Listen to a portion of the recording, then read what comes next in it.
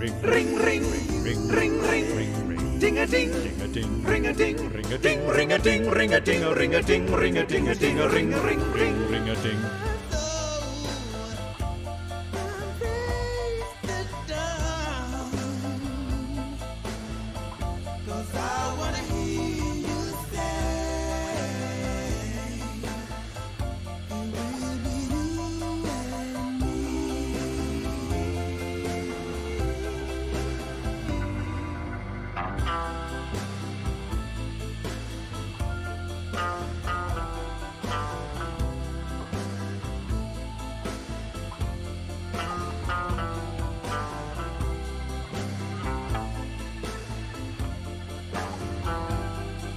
Fruity, fruity, fruity, fruity, fruity, fruity, fruity, fruity, fruity, fruity.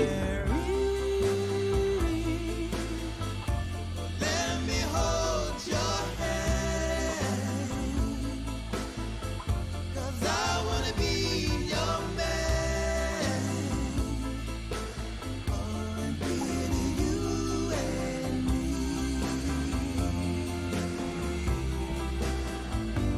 And I want you back. Just leave me a chance. Take your heart. I want you now. Please stay together so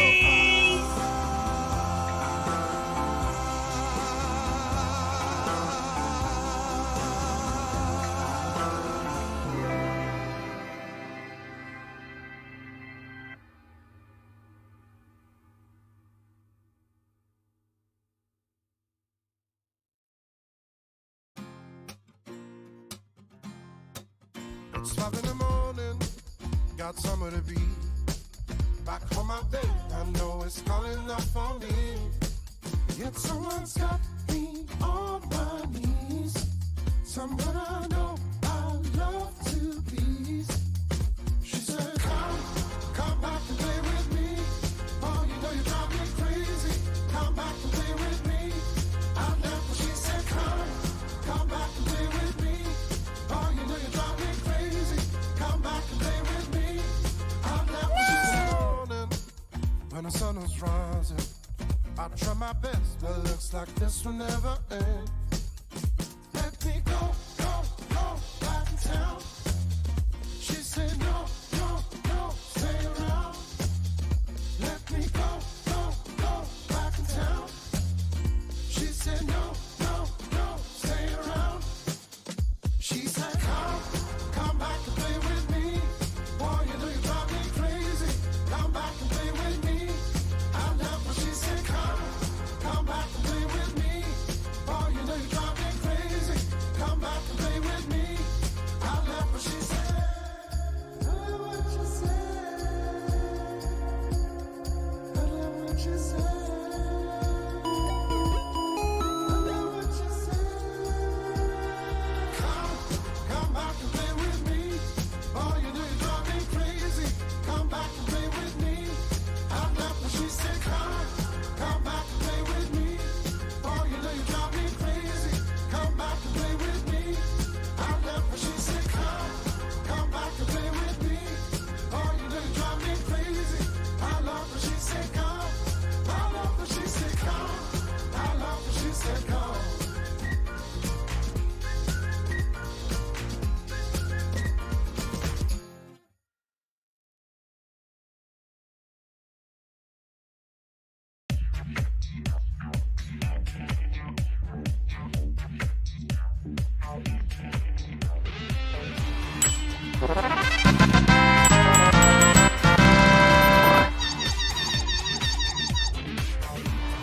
Fruity, fruity, fruity, fruity, fruity, fruity, fruity, fruity, fruity, fruity.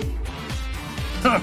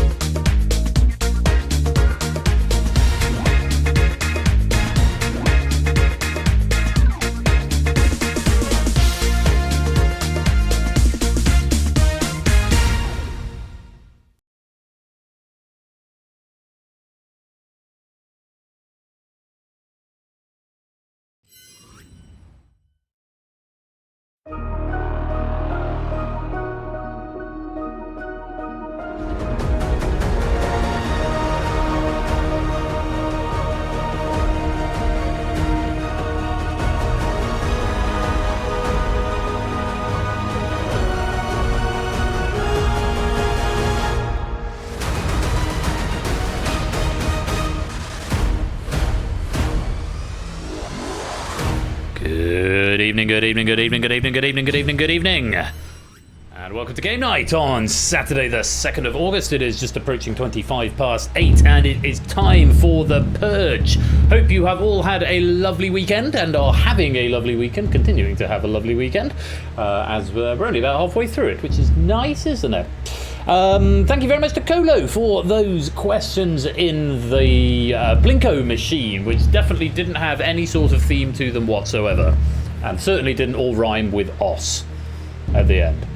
Lovely to see you all. Who have we got this evening? Good evening and welcome to SJ, Michael, Woollyback Topper, JR, Solomon, Jerry, Vertigo, Flyboy, Mark, Optimat, Clayton, AB Me, Ravenslime, new member, welcome to you.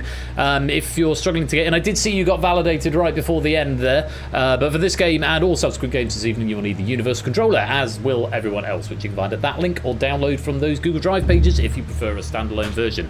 Welcome to you. Good evening, Naked Grandma. Good evening, Prey, and thank you very much for that raid. Welcome on in, all Prey raiders.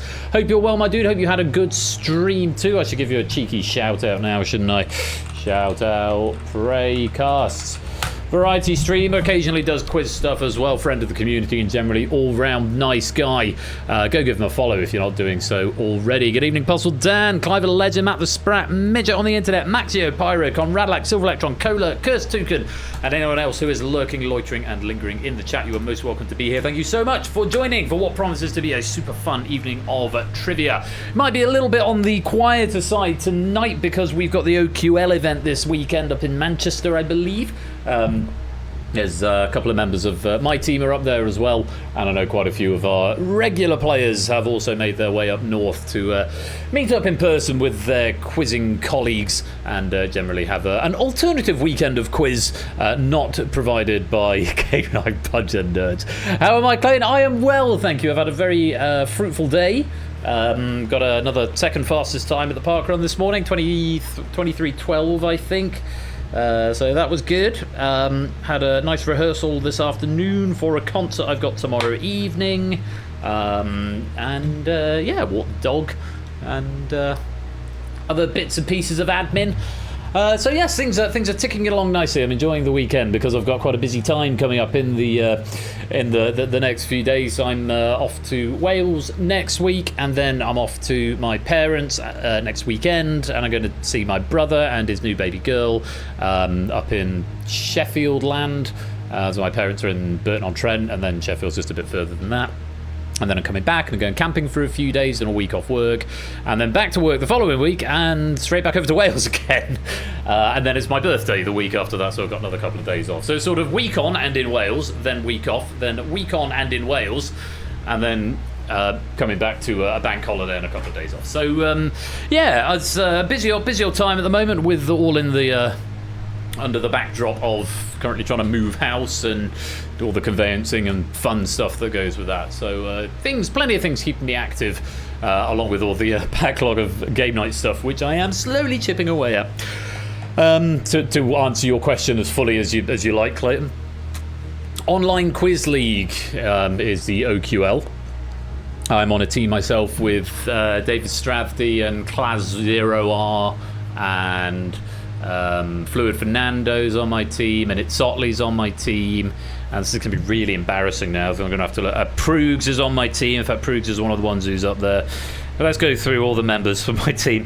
So you might know, so Stravdy, Nando, Claire, Claz0R, Prugs, Otley, and Lisa from Eggheads, and then a couple of others that you perhaps don't know, who aren't in the community. But yeah, they're all lovely people, and I know a few of them are up. Yes, I mean Prudes. I think the OQL was sort of born out of lockdown, because I mean people had started doing Zoom quizzes anyway. Spot the lie. No, Lisa from Eggheads really is on my quiz team, Mark. There's none of those were lies. They are all on the team. Ross Kemp is your film specialist. He's not. No, not Ross Kemp. But no, actual genuine Lisa from Eggheads, and she's lovely actually. She's really, really nice, very down to earth, very funny, very dry sense of humour. No, in fairness, no, I haven't asked Ross Kemp to be our film specialist on our quiz team, so that's a thing. Amy Kegler, welcome on into the game. Nice to see you. 27 people. I'll give you another minute or so, and then I think we're going to get on because we've got the Purge right now. This has been written by Zeus, and it's been proofed by Topper. No, yes. Do I mean Topper? Got the spreadsheet open. I mean Lewis. Sorry. Topper proofed Cola's Plinko pack. Thank you very much for that, Topper. And Cola as well for the OS questions. And Zeus has written this one and it's been proofed by Lewis. I didn't know her personally, Ravensline, until she came onto the quiz team. I do know her now through quiz. But no, it's not luck of the draw. You put your own team together. I'm guessing someone else on the team presumably knew her and invited her in. So, yeah. You were never here? No, okay, fair enough to help. So yes, we've got The Purge now, written by Zeus, proofed by Lewis, thank you to both of them. And then a bit later on, we have got Data Leak by Jerry, proofed by me. So a double bill, Purge and Data Leak tonight, which should be a lot of fun. Like I said, it's like to be a little bit quieter, because I think there's a few people away this weekend. Just a bit... Topper Chainsaw Man said, is that what happened there? I see. Right, I think that's about a minute, so hope you are all ready. I'm not allowed to say the phrase that Clive has banned, but you do need the Universal Controller if you want to play this game. There's a soft anytime entry on this. You will get a permanently on chair, but you won't actually be able to get to the final. So last chance to come and join before we get this pack of the Purge underway. So yeah, lots of quiz to look forward to. It is about 8:30. I'm going to finish this beer. I'm going to open another beer.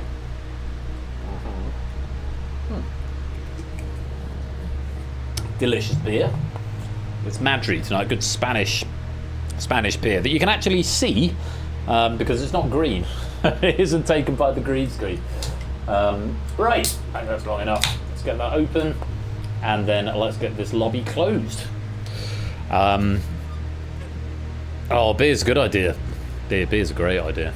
4 ingredients: barley, hops, water, and something else. Should I look on the side then? I'll tell you. Barley, hops, water, and wheat. Yeah, barley, wheat, hops, water. Presumably beer is not an ingredient in beer. Beer is the resultant mixture of those 4 things. Right, let's get on with the game and lock you all in. Here's how to play the Purge.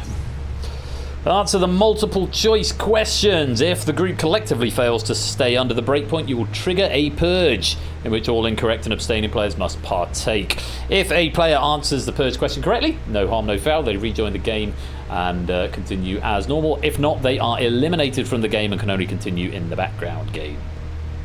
We'll keep going until 20 questions have been answered, 5 purges have taken place, or 5 or fewer players remain, whichever occurs first.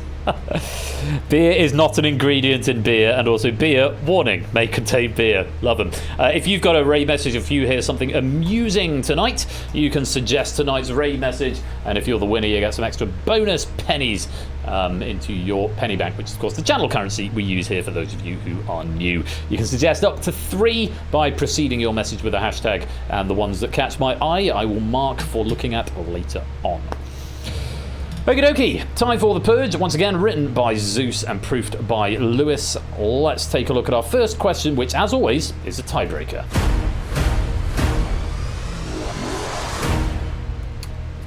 Yeah, you can't do that gag. Clive has started a petition to but it's come through as the Ray message suggestion still, even though it got deleted.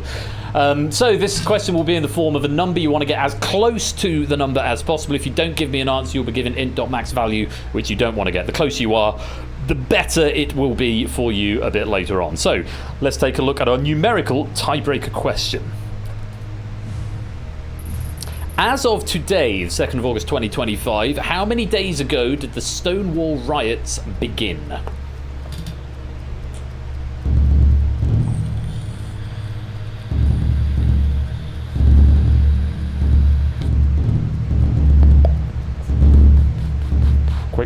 Quick. I don't know if they're going to count or if they get set automatically when the time runs out. I guess we'll find out. Silver Electron and Pyro, those coming in just after the time up. Shouldn't be able to, really. It should lock the devices. Maybe I need more grave time. The correct answer, for what it's worth, 20,489, occurred on the 28th of June 1969, over 57 years ago. There's a lot of five here. There is at least 1, 2, 3, 4. There's at least 4 answers that are 3 digits away. Those are the closest we've got. So if you were 3 digits away, stands you in good stead should we need that tiebreaker towards the end of the quiz. For now, put it from your mind as we go to our first main game question. Our breakpoint starts at 50%. We'll lower it by 10% every time we don't trigger a purge and reset it to 50 plus 10 more each time we do trigger a purge. We're going to start with 2 options for this first question. So give me an answer. Answer every question, even if you've no idea, because abstention is treated as wrong. Good luck. Here's the first question. And your options are horse, sheep. Dolly, the world's first ever cloned mammal, was what type of animal?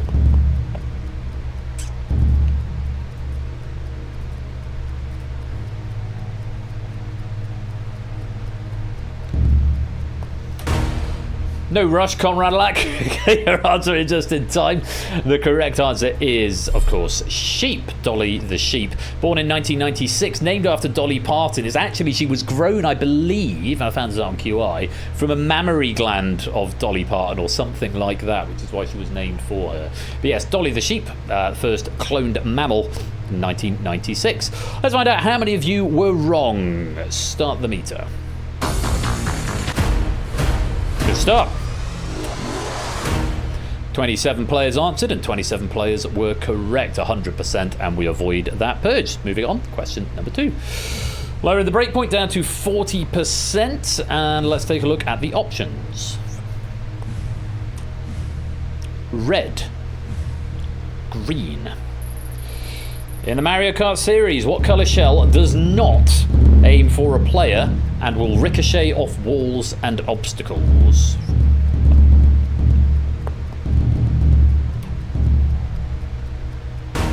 Time. The correct answer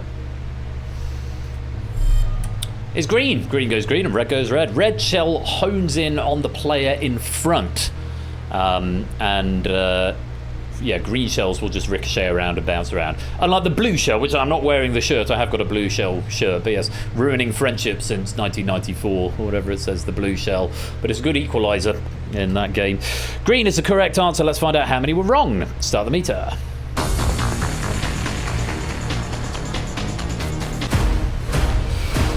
11% incorrect. We avoid a purge. No abstentions there. Just 3 players going for red. I'm not going to tell you who because that's not the point of the game. But yes, keep answering. We have avoided that purge. Let's go on. Breakpoint lowered. Now down to 30%. Still 2 options, and let's take a look at them. World War I. World War II. The Battle of Britain was fought in which World War?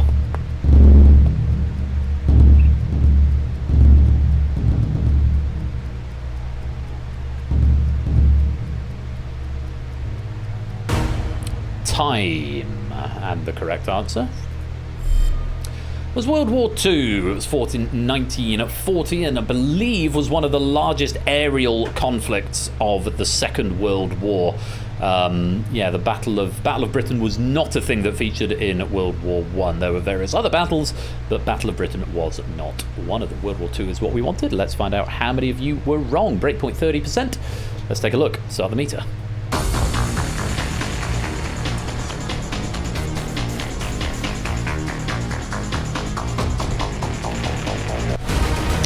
And we have triggered purge number 1. With 41% of players getting that one wrong. Quite a high percentage. Breakpoint was only 30. and 41% are wrong. We have triggered that purge. Now, if you're one of the 16 players who gave me a right answer, you can just sit back and relax. You do not have to answer this question. You may still answer this question if you like for bonus pennies, but you are not obligated to. However, for the 11 players who were wrong, you must answer this question and you must give me a correct answer if you want to stay in the game. Abstain or give me a wrong answer and you will be purged and out of the game. Let's take a look and see who is in purge number 1.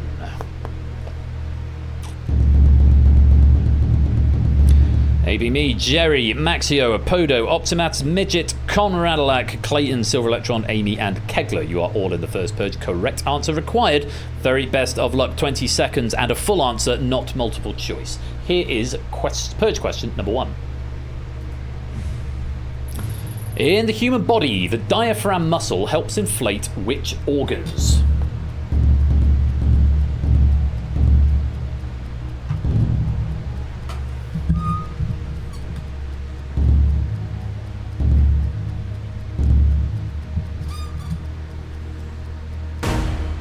Time. I did get 11 answers from 11 players there, and the correct answer was the lungs. Diaphragm is that bit there, sits down and supports the lungs. They talk about it a lot in singing.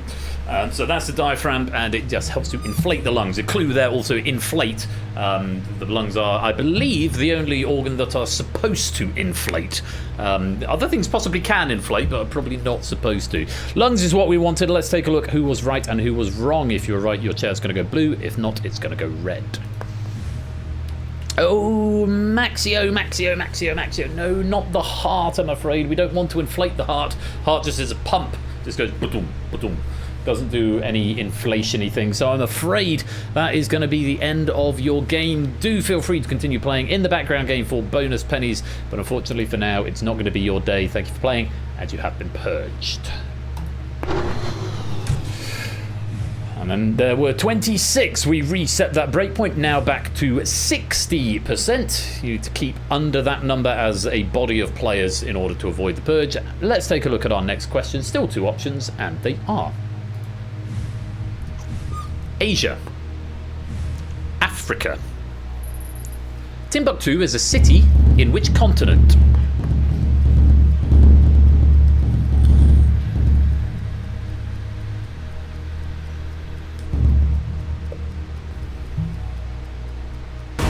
Fine.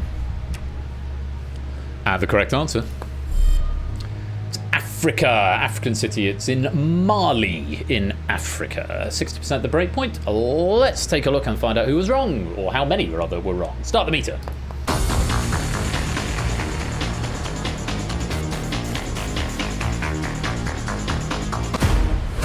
Okay.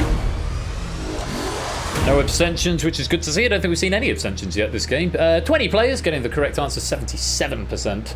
And just 23%, 6 players getting the wrong answer, way under that breakpoint. So we move on to the next one. Lowering the breakpoint on the way, now back down to 50%. And our next question, and the options are Love Island UK, Love Island US. In 2025, which country's edition of Love Island began airing earlier in the calendar year?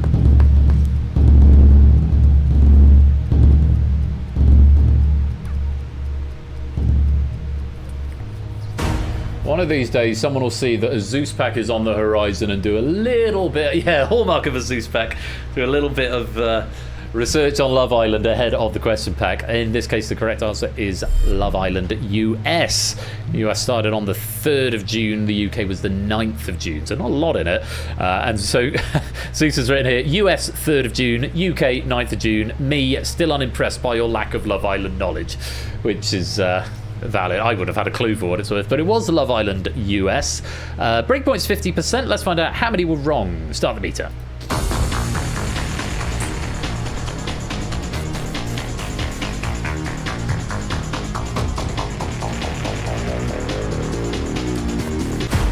Oh, you're beating the odds. Love Island US. The correct answer is 62% going for it. 38% wrong. 10 players. But we've avoided a purge because we have come under the breakpoint. A 50-50 question and a 50% breakpoint. odds are you're going to stay under even if it's a blind guess. But yes, very well done. Let's reset the meter and lower the breakpoint now down to 40%. Going to give you an extra option on the questions now, so 3 options. Let's take a look at them for this next one. Buddhism, Hinduism, Sikhism. Which religion developed from the teachings of Guru Nanak?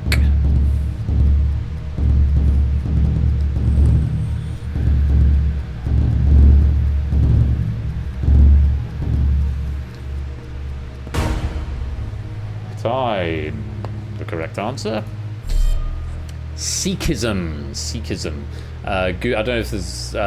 Guru is that an office in the religion? There's a leader? I don't know. To my shame, I don't know enough about world religions. But Sikhism is the answer. Guru Nanak. Buddhism obviously takes most of its philosophy from the Buddha. Hinduism is. Whatever the opposite of monotheistic is. There's multiple gods in Hinduism. So there's various teachings, presumably. Breakpoint is polytheistic. Thank you, that's the word I'm after. Thank you very much, chat. 40%, the breakpoint. Let's find out how many of you were wrong. Start the meter. Honorific, yes, the title. That sounds like father or reverend in the Church of England. Oh, hello. We've got Purge number 2.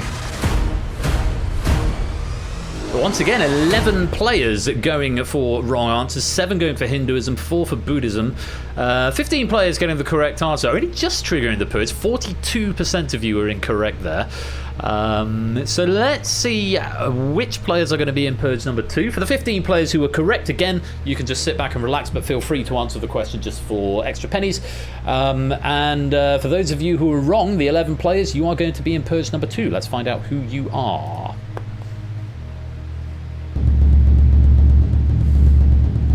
Topper, Jerry, JR, Matt, Vertigo, Clive, Nekogrammar, Puzzle Dan, Curse2, Silver Electron, and Kegler Coach. You are in Purge number 2. Looks like a very different subset of players from the first one, so that's how this game goes sometimes. So, you must answer this question correctly within 20 seconds, you 11, if you wish to stay in the game. Very best of luck to you all. Here is the second Purge question. Originally presented by Dale Winton, who began hosting a revival of the game show Supermarket Sweep in 2019.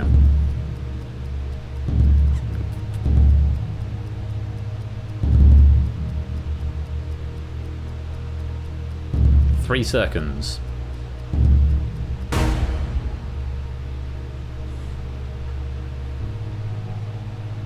So we had one abstention there. The correct answer was Rylan Clark Neal. We did accept either Rylan or Rylan Clark there, and Zeus has just noted here, hashtag bring back Dale. Might be a little bit tricky given. Him, I think. He hosted this morning. He was on the X Factor, I think.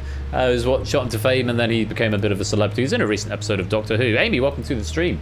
Were you really? That's very exciting. Back in 1997. Wow. Yes, started on the X Factor. Well, I think only one of you abstained, so there's going to be at least one elimination. Let's find out who was right and who was wrong. If you were right, you're going to go blue. If not, your chair's going to go red.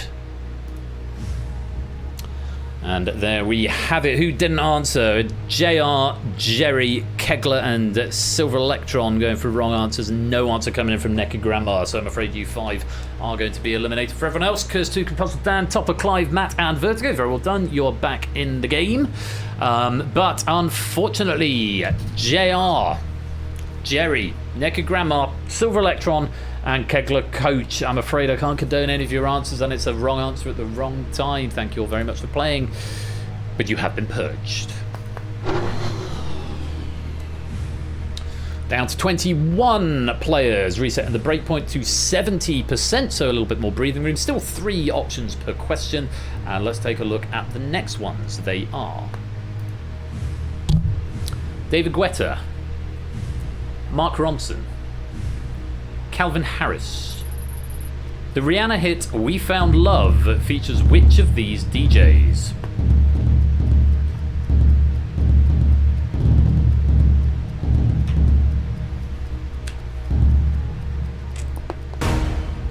We found love in a hopeless place. Remember that song was playing when I met my ex-girlfriend a billion years, well, billion years, 2009. That song was playing in the club we were in, which was a pretty hopeless place, which we thought was quite amusing at the time. The correct answer, Calvin Harris. Rihanna featuring Calvin Harris. Is it because I've always said Guetta, Clayton, although we're not going to do that anymore, where we correct me. Remember the chat we had the other day? We're not going to correct me on that. We're not going to do that thing anymore, remember? Check ourselves, keep things friendly.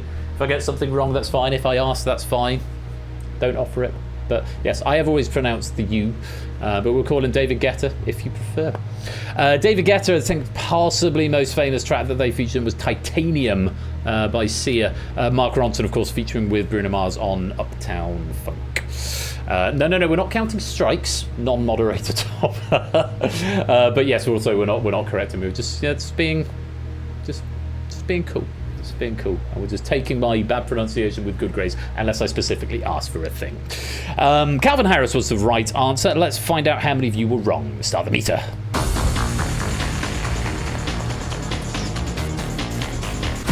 Onwards indeed, and not too much drama there. 2 going for David Guetta, 1 for Mark Ronson, and 18 players getting the correct answer. Calvin Harris, very well done, no abstentions, and we can move on to the next question.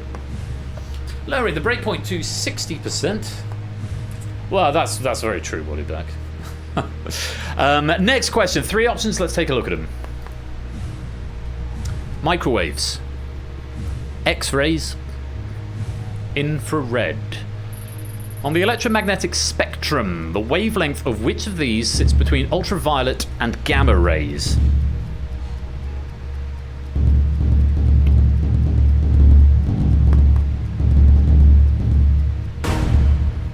Time. Tricky little question, that one.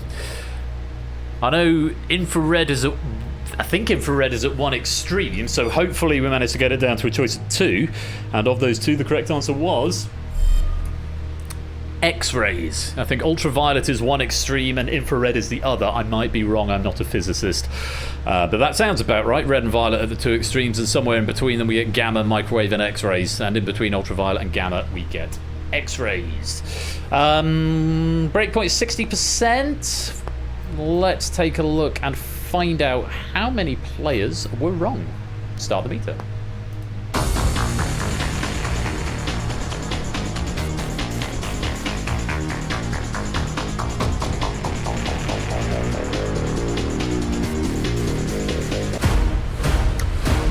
We're all good.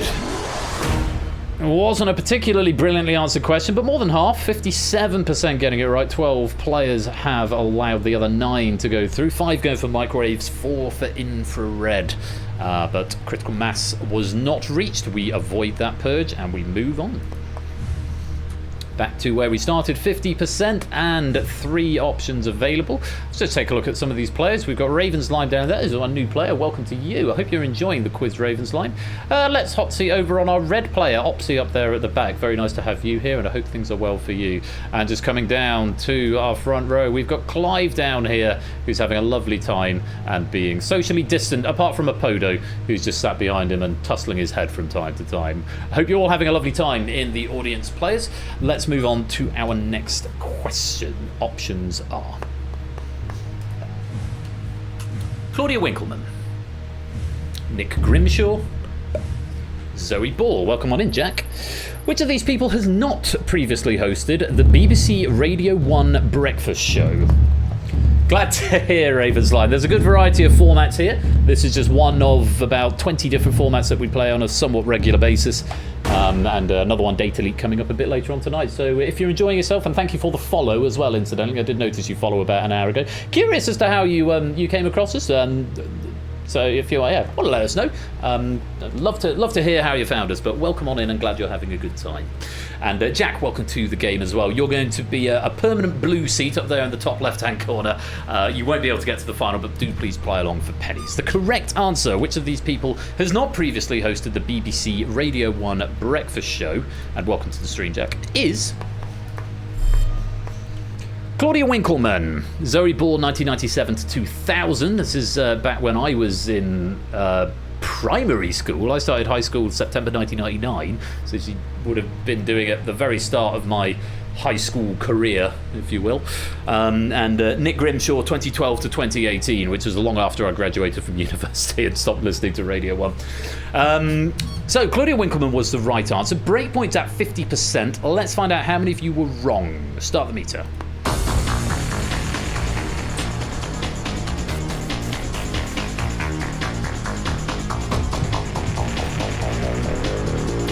It's getting close.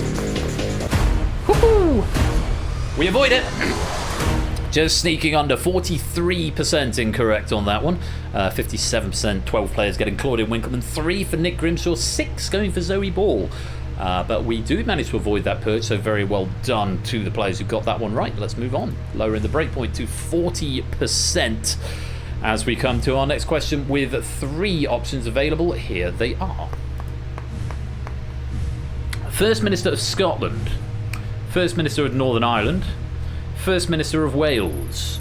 The incumbent holder of which of these positions is the first woman to hold that position?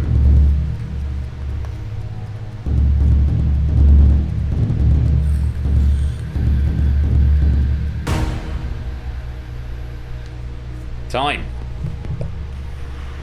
Jack, absolutely devastated. I haven't read the answer out yet, Jack. Chill. I'd say he's absolutely devastated. He's not able to be in the main game when a political question comes up. The correct answer, before Jack tells us all the answers, is the First Minister of Wales. The current First Minister of Scotland is apparently still John Swinney, who is male. We did previously have Nicola Sturgeon, who I believe was the first female holder of that office. First Minister of Northern Ireland is Michelle O'Neill, who is a lady. However, Northern Ireland previously had a female First Minister, Arlene Foster, in 2016. However, oh my God, Eluned Morgan, forgive my butchering of that pronunciation, I'm not very good with Welsh. Eluned Morgan is the first female First Minister of Wales. So very well done if you got that. Ash the other week brought this to my attention. He's a good lad, is Ash. He's on summer break at the moment, so he is, and we hope he's having a wonderful time. He's keeping in regular contact in his Discord, so yeah, it's nice that he's still around, just taking a little bit of a break from the streaming. Right, breakpoint is 40%. Let's find out how many of you were wrong. Stop the meter.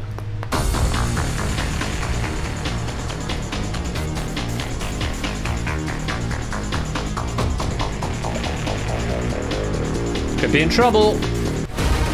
We are indeed. Just 8 players getting that one right. 62% incorrect.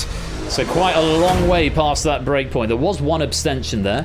5 players going for First Minister of Scotland and 7 going for First Minister of Northern Ireland, which means 7, 8, 9, 10, 11, 12, 13 players are going to be in this purge. The 12 incorrect players and the 1 abstainee. For the 8 players who were correct, just sit back and relax or answer for fun. But for everybody else, you must survive this purge in order to continue in the game. Full answer in 20 seconds is required. Let's find out who is in purge number 3.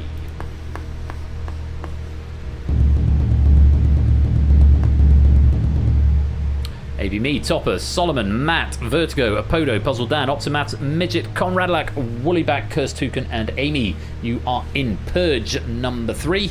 As I said, full answer required. Very best of luck to you all. Here is the question. Which country, landlocked by Belgium, Germany, and France, has a name that originates from the term small fortress?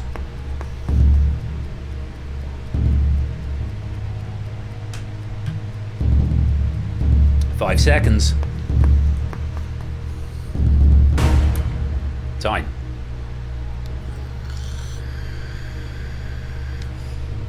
The correct answer,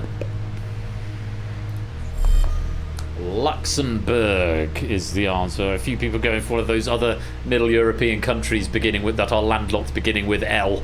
But no Latvia, no Liechtenstein, no Lithuania. It is Luxembourg that we wanted, from the yes term meaning small fortress. Very tiny little country, Luxembourg, and entirely landlocked. So let's find out who was right and who was wrong. If you're right, you're going to go blue. If not, I'm afraid you're going to go red. Solomon, Vertigo, Puzzle Dan, Midget, Conrad, Curse Toucan, and Amy. Wrong answers from you include Netherlands, Liechtenstein, Czechia, Italy, Liechtenstein, and Monaco. All of those incorrect, unfortunately. Oh, we're so sad to say goodbye. And look at this little cluster of 4 here. Solomon, Amy, Conrad, and Toucan. Cola's looking very nervously from side to side as all of his colleague, all 4 of his colleagues surrounding him are going to leave him completely isolated. Vertigo at the back and Midget up there in the top right. Call me Charlie. I am vacating that top right chair. Thank you very much. And Puzzle Dan as well over here, who gets to stop overlooking Ravenslime now. The 7 players eliminated there. Thank you very much to all of you. Do continue playing in the background game for pennies, but for now, I'm afraid you have been purged. 14 players live, 14 players purged, and Jack being one of those purged players because he gets to keep his avatar even though his seat goes black because of a graphical bug in the game that one day I'll fix. We're going to raise the breakpoint right back up to 80% now. There's still 2 purge questions in the bag that we can sit through and survive. We're also going to up the answer count at this point, so there's going to be 4 options per question. I'm fairly sure it is in the to-do list, but just in case it's not, someone chuck it in suggestions, and I will definitely add it in. Let's take a look at the next question. 4 options, and they are: diabetes, syphilis, genital warts, gonorrhea. In July 2025, Mattel announced they will be releasing a Barbie doll with what condition? That question took a different direction, didn't it?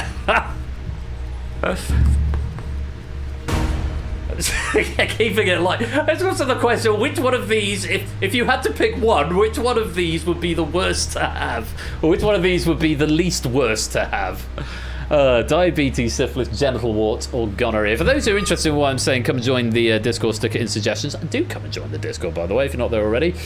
First words I open, I come with genital warts. Welcome on in, Nando. Hope you're keeping well, my dude. Lovely to see you. Gonorrhea Barbie. Yeah, some raid messages coming in. So yeah, do come join the Discord, and if you've got any raid messages coming out of that, that's a good opportunity to suggest them. The correct answer was diabetes. Type 1 diabetes doll will feature a continuous glucose monitor and insulin pump.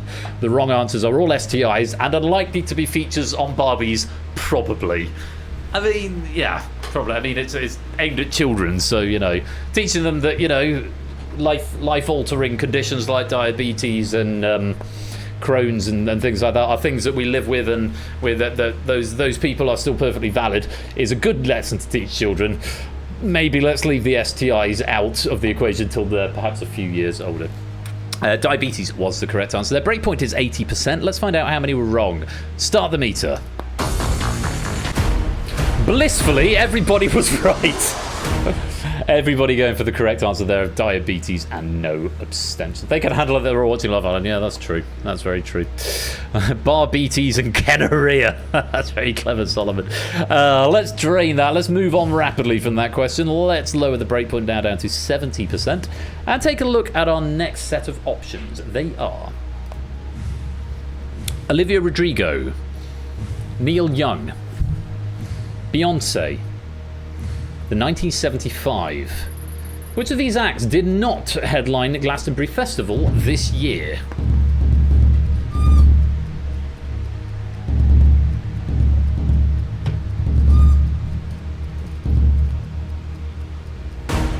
That's time. I actually watched a good chunk of Glastonbury this year, and there's only 2 up there that I knew it wasn't.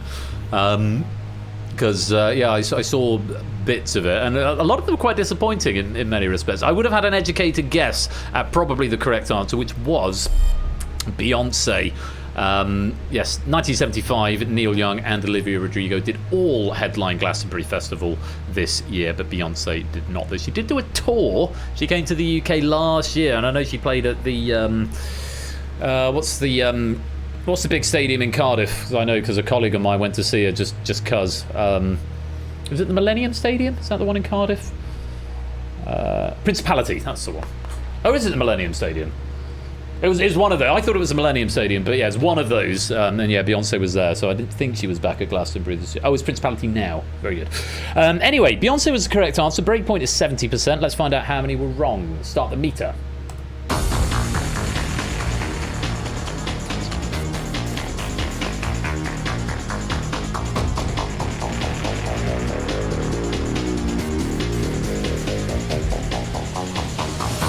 Hello. Okay, we've avoided it. Just 6 players getting Beyonce. 2 going for Olivia Rodrigo, 1 for Neil Young. Actually, perhaps unsurprising, Beyonce and the 1975 were the 2 I would have been torn between there. 5 players went for the 1975. But we have avoided it, coming in under 70%, just 43% getting it right, but it's enough to avoid the purge, and we move on. Breakpoint comes down now to 60%. And I've got another 4 options for you. Here they are. Austria, Switzerland, the Netherlands, or Germany. The Wankdorf Stadium, a venue for the UEFA Women's Euros 2025, is found in which European country?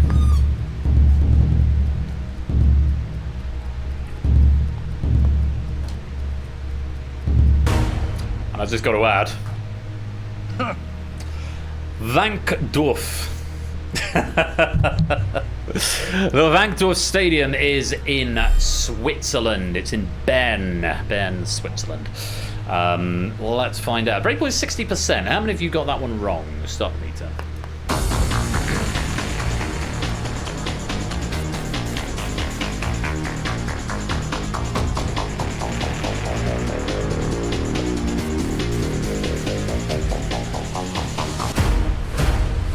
Very nice. Exactly half of the players in Live Play getting it right, Switzerland, and most of the others actually going for Austria. 6 players going for Austria, 1 for Germany, but we come in underneath that 60% breakpoint. Incidentally, if we get 7-7 on the next question, it won't trigger a purge because it has to exceed the breakpoint. So 50% getting it wrong with a 50% breakpoint will not trigger a purge, just so we are all aware, just in case that happens again, because it is a very real possibility. For now, let's move on. Down the breakpoint goes to 50%, and another 4 options for you. Here they are. Mercedes-Benz, Citroën, Fiat, Renault. Which car manufacturer previously produced the Picasso model, later renamed the Space Tourer?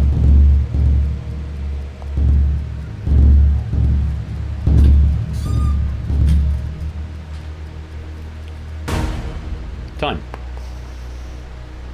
The correct answer is the Citroën Picasso. It was, I remember I think there was an ad campaign where it did some like funny art and stuff. I remember them spray painting I think it's this one, spray painting the underlining of the Picasso on a machine. That's what I vaguely remember. But yes, it was the Citroën Picasso, but also the Citroën Zara Picasso, if memory serves, from cars from the late 90s, early noughties. Citroën was the correct answer. Let's find out how many players were wrong. Breakpoint 50%. Start the meter.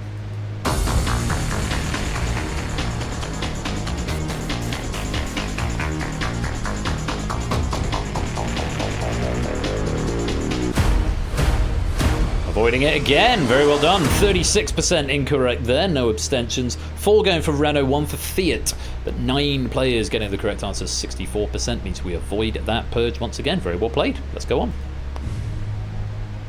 Down we go to 40%. Can we avoid another purge at this stage? Let's find out. Another 4 options. Here they are. Bottom, Oberon, Lysander, Puck. Which character in Shakespeare's A Midsummer Night's Dream speaks the line, "The course of true love never did run smooth"?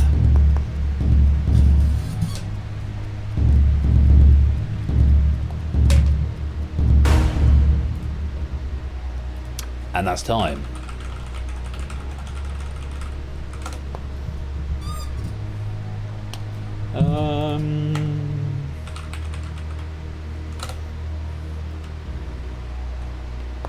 Right. Okay.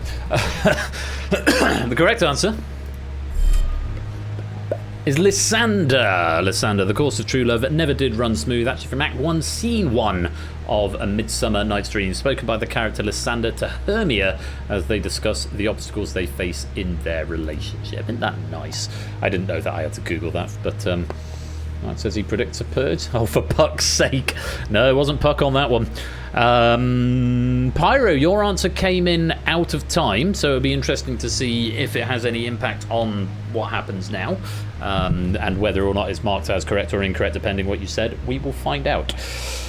First of all, breakpoint is at 40%. Let's find out how many were wrong. Start the meter.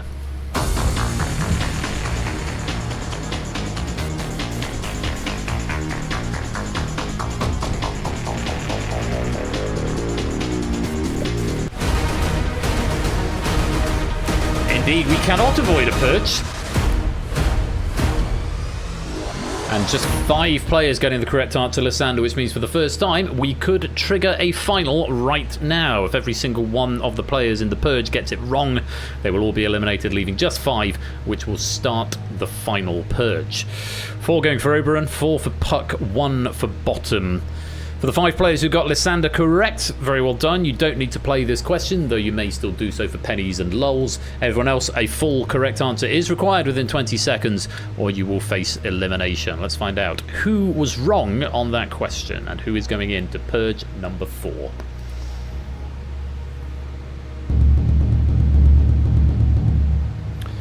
Topper, Mark, Matt, Clive, Apodo, Opsy, Flyboy, Cola, and Ravensline. You're all in the purge. So Pyro, that late answer was condoned as correct, even though it came in after time. Just be mindful. Obviously, some games it does just automatically, like Risky Business is one, where it will just bank you if you're not in when the question runs out. Obviously, here there's another step before the logic is applied. So Topper, Mark, Matt, Clive, Apodo, Optimat, Flyboy, Cola, and Ravensline. Full correct answer required. 20 seconds. Good luck. Here is the 4th purge question. At the 2025 Academy Awards, which film won a total of 5 Oscars, more than any other films that year?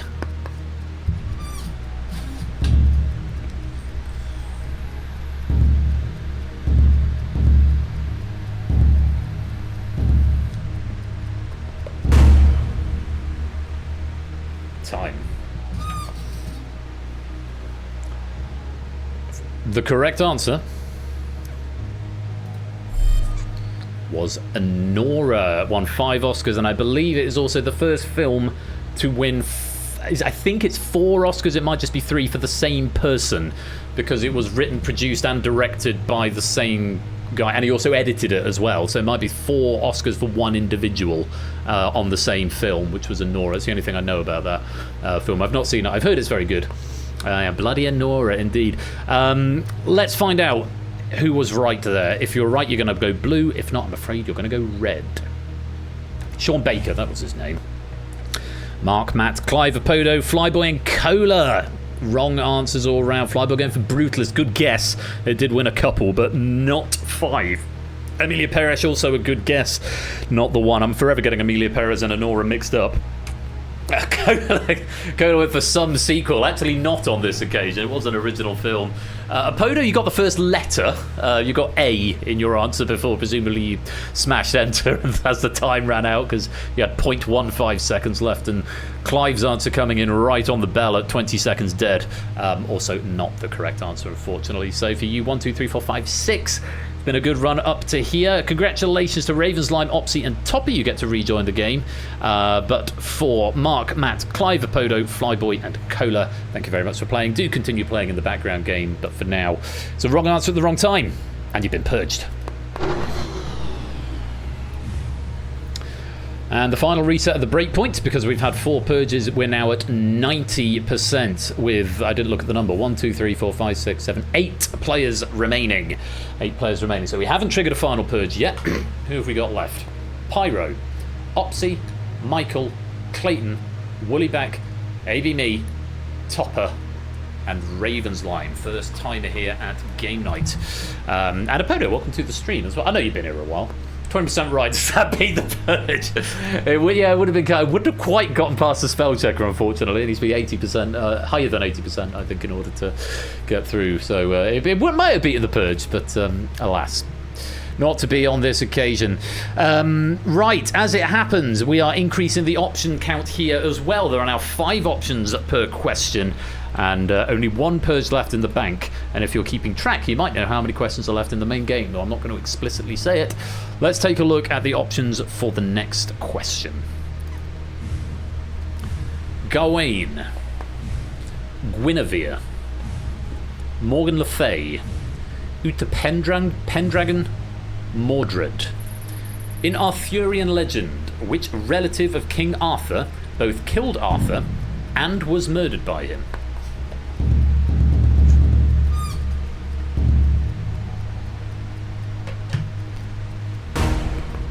I like this question. I feel this is something I probably would have got. Not everybody got it, is all I will say for now. So it's not 100%. The correct answer was Mordred. Mordred.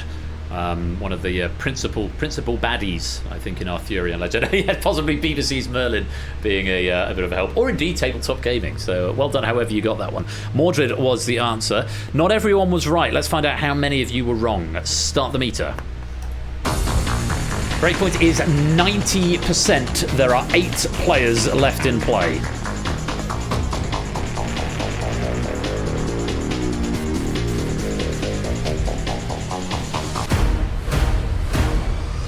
Four got it right, 4 got it wrong. 1 went for Gawain, 1 went for Morgan Le Fay, 2 for Uta Pendragon, 4 getting the correct answer of Mordred. Very well done. We have avoided that Purge, and we've kept the wrong answering players in the game a little longer. Let's go on. We lower the breakpoint to 80%. And another 5 options for you. Here they are. Bless this house. It ain't half hot, mum. Are you being served? Some mothers do have 'em. Open all hours. Which British sitcom featured the characters Frank and Betty Spencer?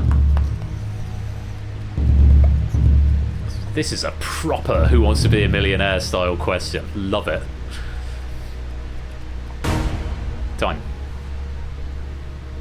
For what it's worth, I didn't know, but the correct answer is Some Mothers Do Have 'Em. Only one of those that I've actually seen. I think I've seen a few episodes of Open All Hours and probably 1 or 2 of Are You Being Served, but I wouldn't have been able to know the names. Let's see if you did. And find out how many were wrong. Breakpoint 80%. Start the meter.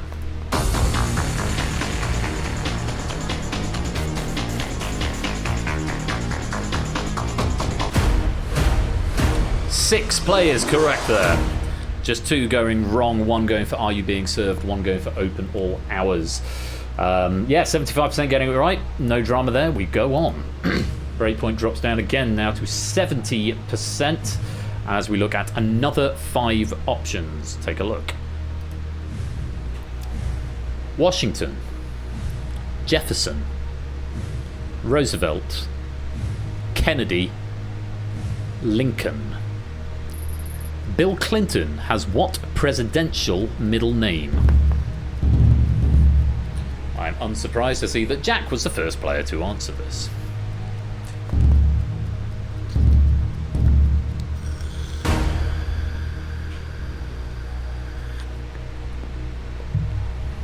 Time. The correct answer. Jefferson. He was born William Jefferson Clinton.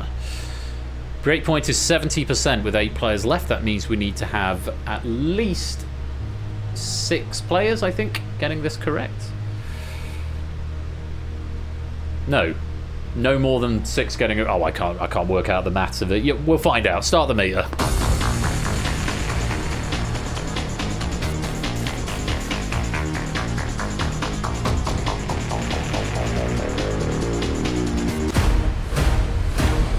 We avoid it. 38% incorrect. 2 going for Kennedy, 1 for Lincoln. 5 getting the correct answer of Jefferson. Very well done. We avoid the Purge again, and we lower the breakpoint. 60% is now where it's at. Still 8 players in live play. No worries, Matt. Have a good dinner. Maybe we'll catch you a bit later on. Let's take a look at the next question. 5 options, and they are Peru, Argentina, Brazil, Colombia, Uruguay. The city of Fray Bentos can be found in which South American country?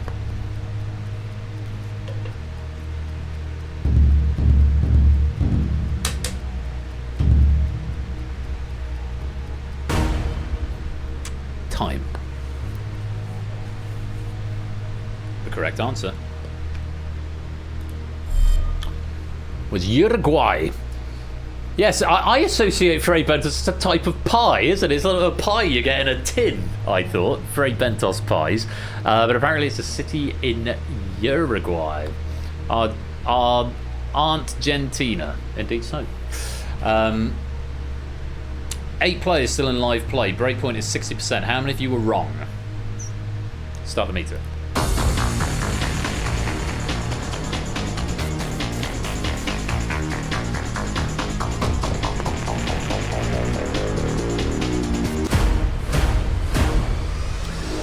Doing well. 2 went for Argentina, 1 for Brazil, but 5 getting the correct answer of Uruguay. We once again avoid that purge. So all we can do is lower the breakpoint down to 50%, right back where it started.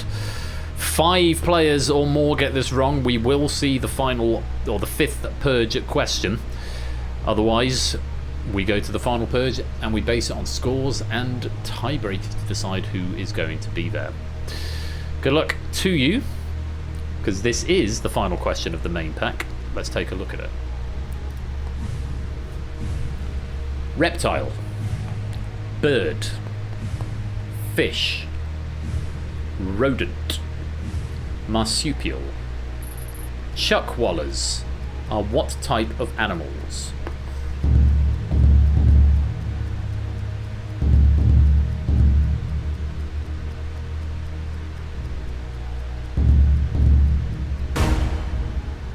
Time. Hey, Goth. Welcome to the streamer, dude. Hope you're keeping well. The correct answer is reptile. Yeah, they're a sort of lizardy iguana-y style thing. They look quite cute, actually. Chuckwallers. Lizards found primarily in arid regions of the southwestern United States and northern Mexico. Some are found on coastal islands. Reptile is the answer. 50% is the breakpoint. Let's find out how many of you were wrong. Start the meter.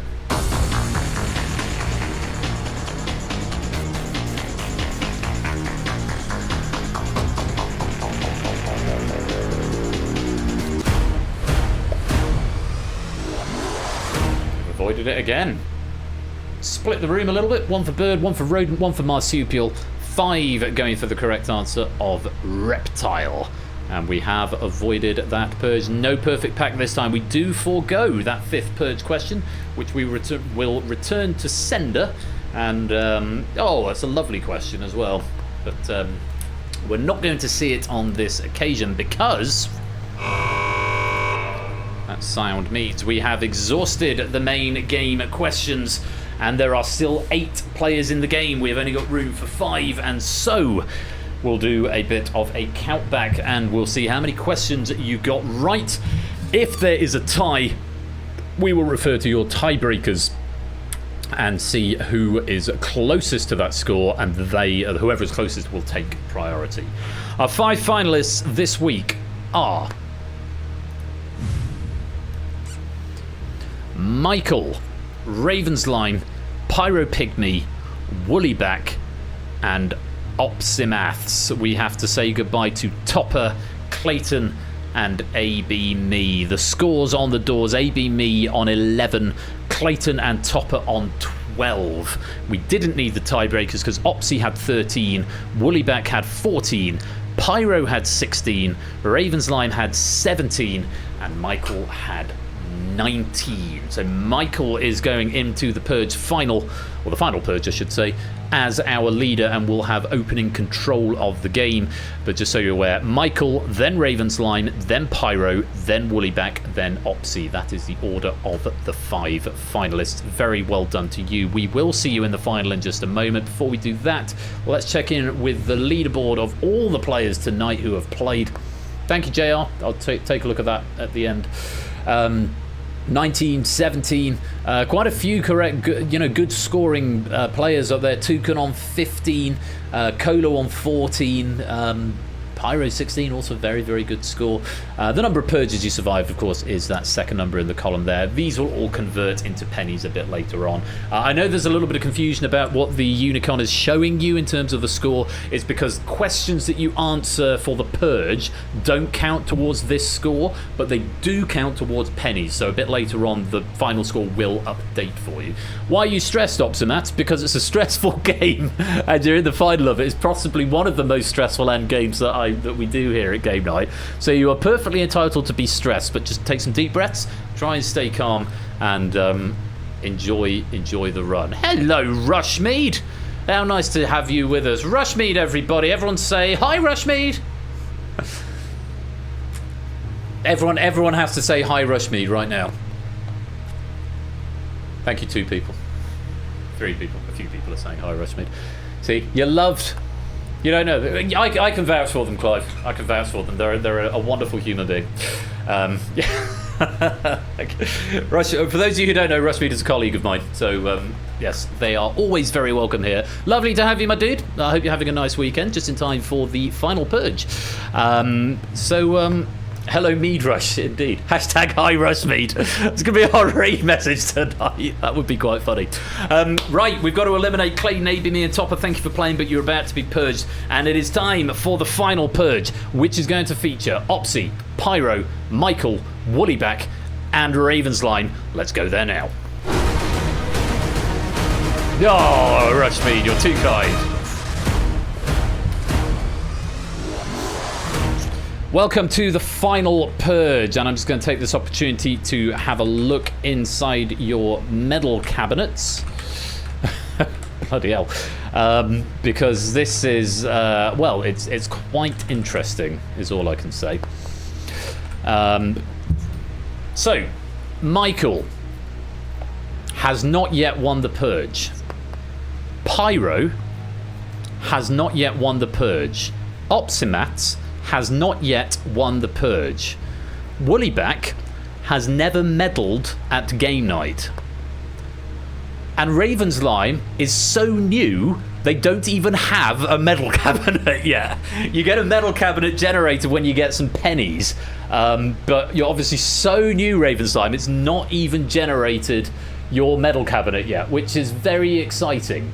I assume I spelled your name right. So we are going to have a first-time Purge victor tonight, one way or another. What I'm going to do is just give a very quick bonus. So Ravensline, get ready to type this, because if you need... Actually, if I just press refresh, it should generate you a medal cabinet. But the fact it hasn't... How many pennies have you got? Are you on the leaderboard? Ah, you're not on the leaderboard, that's right. There is no thing for you. So what I'm going to do, Ravensline, I'm going to create some pennies for everyone.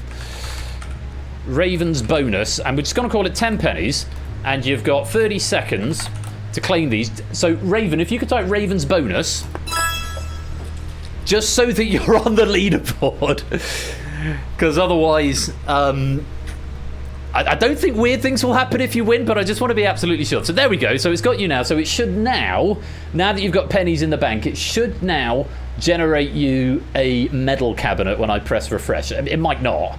I might not be that good of a programmer, but I don't want to get caught short if it tries to make you a medal cabinet and it finds a null reference. I mean, I can't imagine why it would be, because it doesn't work like that, but let's see if that's... I feel like you should have one. Silent Marie, Shapes, welcome both of you.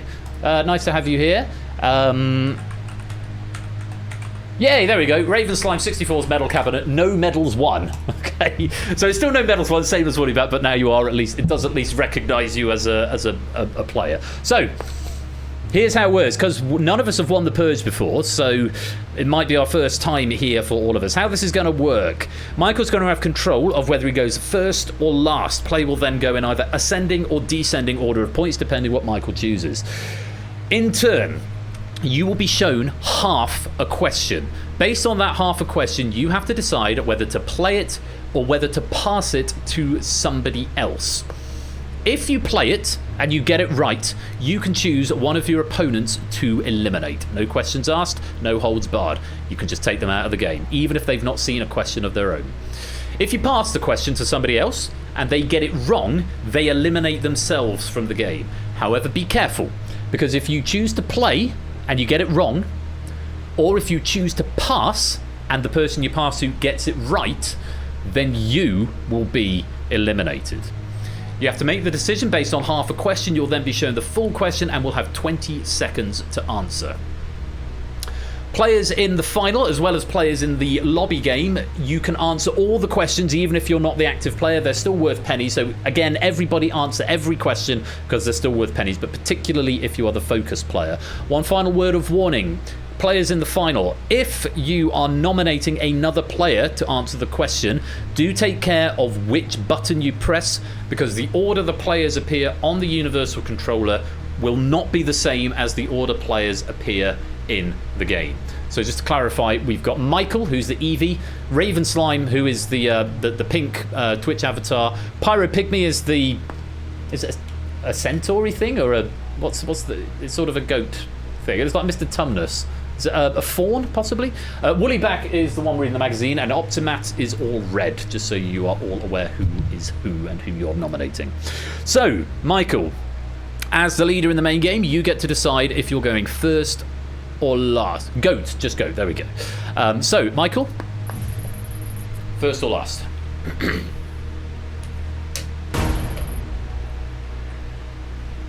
Okay, it's a bit of a swing. We haven't seen this for a while. Michael is choosing to play last. Let's see if that tactic works out for him. That means Opsy, you are in control. And we'll go Opsy, then Woollyback, then Pyro, then Ravenslime, then Michael. But of course, we'll lose one player on each question. So, Opsy, based on half a question, decide whether you want to play or pass. And if you are going to pass, please tell me who you are passing to. Half a question then. Take a look at this. What often hyphenated two-word name is shared by a spring? Play or pass, Opsy?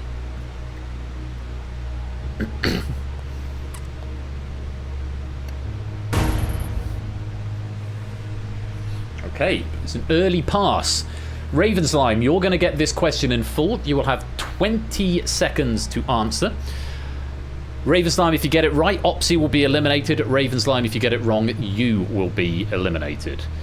Remember, everyone answered the question anyway, and let's take a look at it in full. Very best of luck, Ravenslime. Here is the question. What often hyphenated two-word name is shared by a spring scale used to measure weight and the SI unit of torque?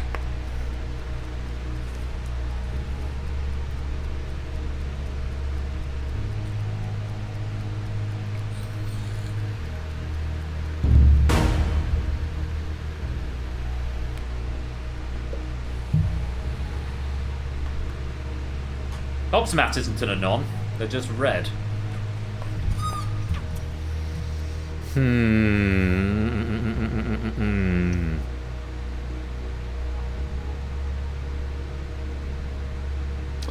I'm going to err on the side of showing intent for this question, because the correct answer and Raven's line response, Newton meter.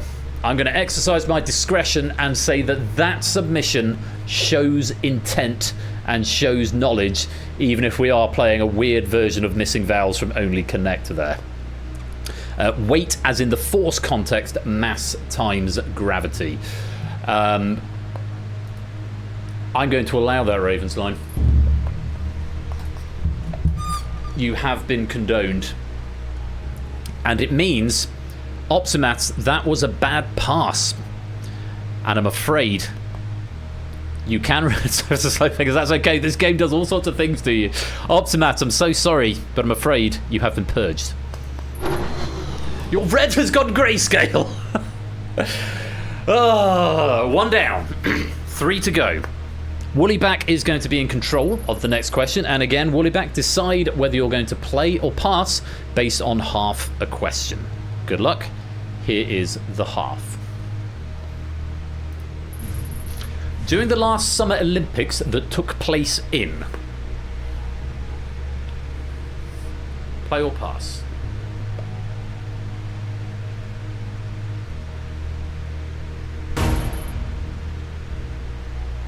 It's been passed to Michael. Michael, you get this one right, and Woollyback will be eliminated. You get it wrong, and you will be eliminated. Pyro sat there just like, la la la la la. He's not had any involvement yet. Let's see. Oh, wait, they're not going to be eliminated on this question. It's going to be either Michael or Woollyback. Michael, here is that question in full. Very best of luck. During the last Summer Olympics that took place in London, who was the incumbent UK Prime Minister?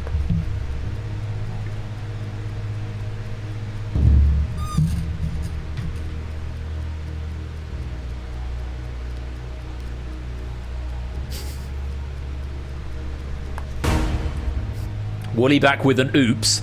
Woollyback didn't actually answer that question, so we don't know if they'd have gotten it right or wrong. Michael definitely did. Also on the previous question, Opsimat didn't answer it either, so we don't know if they'd have been right or wrong. But no answer was received from Woollyback. But there was an answer received from Michael. What was the answer, and what did they say? World... No, don't say that, Ben. You're better than that.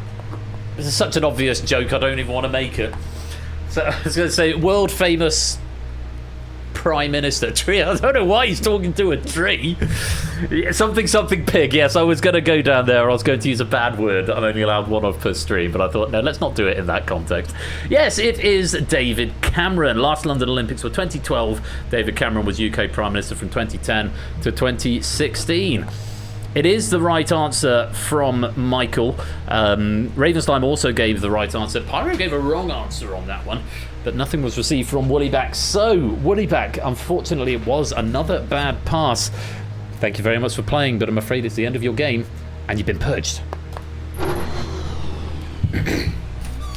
And then there were 3. Pyro, Ravenslime, and Michael. Again, none of the players in this week's final have been Purge winners before. Then there were 3. Pyro. You've got control. Based on half a question, decide... Oh, did it not register? Oh, how very strange. I didn't get a log at all from you, so it didn't come in this end. Academic at this stage now, Woollyback, but there we go.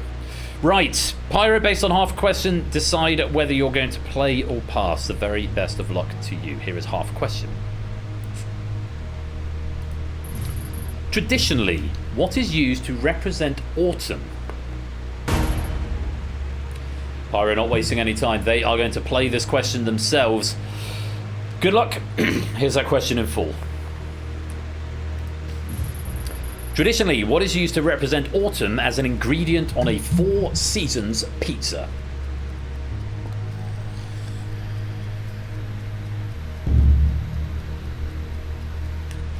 Pyro's in.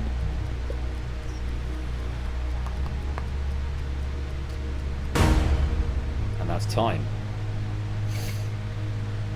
I can tell you, Michael didn't give me an answer that time. Ravenslime did give me an answer, and it was correct. Just so everyone is across all the statistics. Pyro gave me an answer, and that answer was... mushrooms, which is absolutely right. Artichokes represent spring, tomatoes and basil represent summer, mushrooms represent autumn, and prosciutto and olives represent winter. That sounds like an absolutely horrific pizza to me. Artichokes, tomato, mushrooms, and olives. Not my cup of tea. But Pyro, you have now got a decision. You got that question right, and it was your question to play. I'm getting excited. I can feel the hiccups trying to break through, so I'm just trying to be calm. Are you going to eliminate Michael, who came into this game in the lead, and elected to play last and has never won the Purge before? Or are you going to elect to eliminate Ravensline, who came into the final second and is in their very first game of game night tonight? The choice is yours. Michael or Ravensline, who's going home?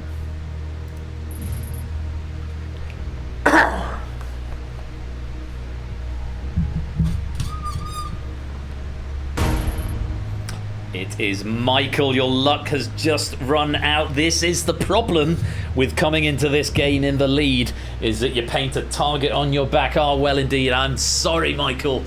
But it's the Squid Game of quiz. This moment is a little bit Squid Game. It's just about as ruthless as things get at game night. But yeah, you paint a target on your back if you come in first.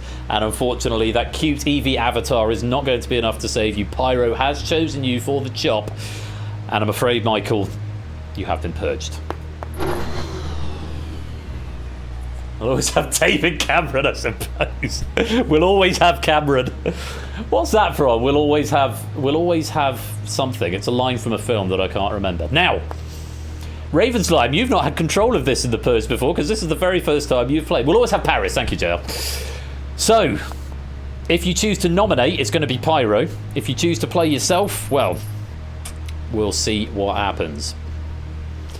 Very best of luck, Pyro. Casablanca, that's the one. Are you going to play or are you going to pass? Here's half a question. Currently showing at the Winter. Ravenslime's going to take it on, taking their fate in their own hands. Raven, you get this one right, you have won the Purge. That's your first ever feature game at game night.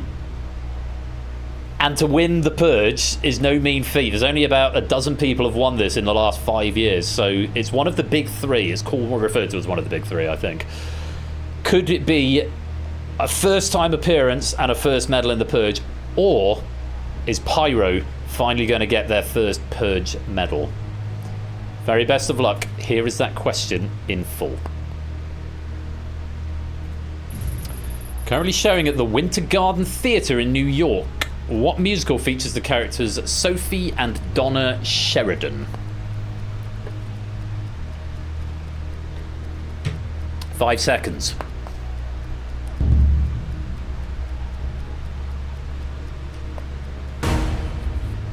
Time.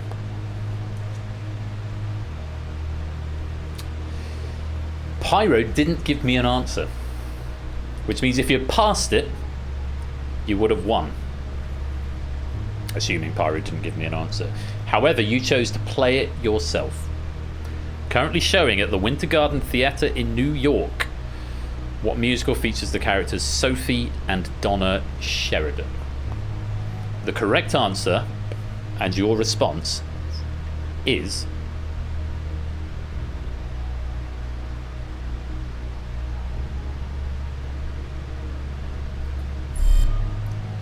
Mamma Mia is absolutely the right answer. Very well played, Ravensline. As your first... is it Raven Slime or Raven's Lime? You must clarify, because if I'm saying it right, to refer to you as Ravens or Raven.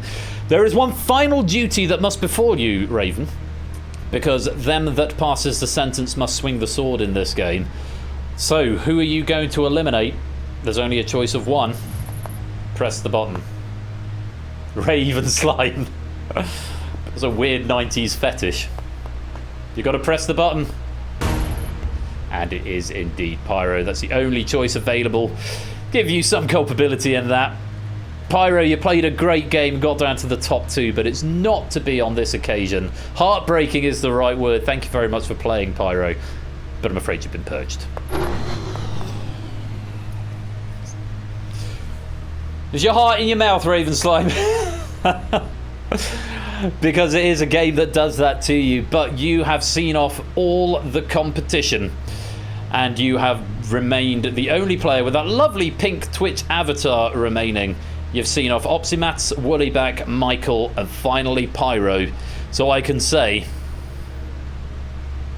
the famous 7 words that everyone in this community dreams of hearing. Congratulations, Raven Slime. You have survived the Purge.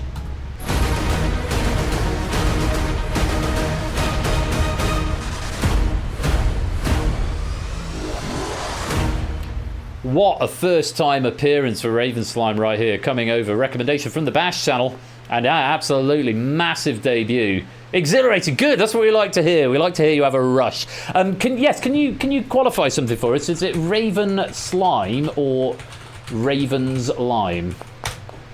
If you could qualify that for us, I would be grateful. Because yes, that's your first melon. And I want to make sure I'm calling you the right thing. Raven Slime, so I'll call you Raven as your go-to name. I said, that's very true, sir.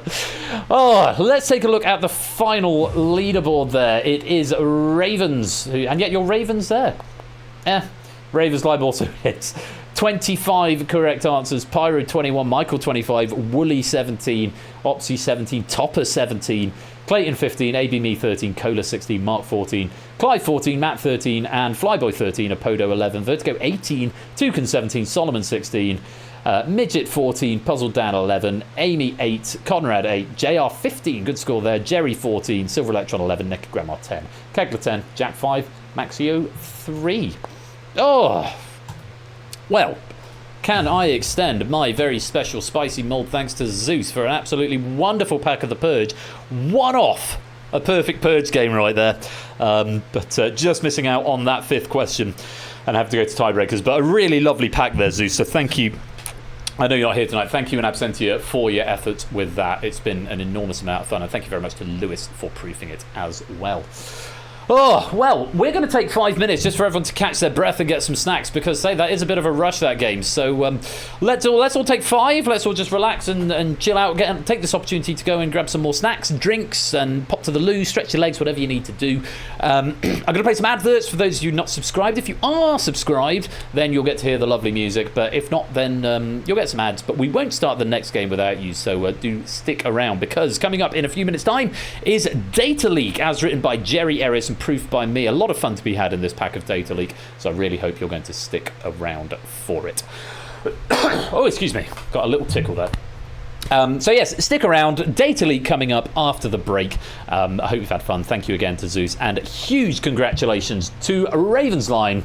You have survived the Purge. See you in a minute.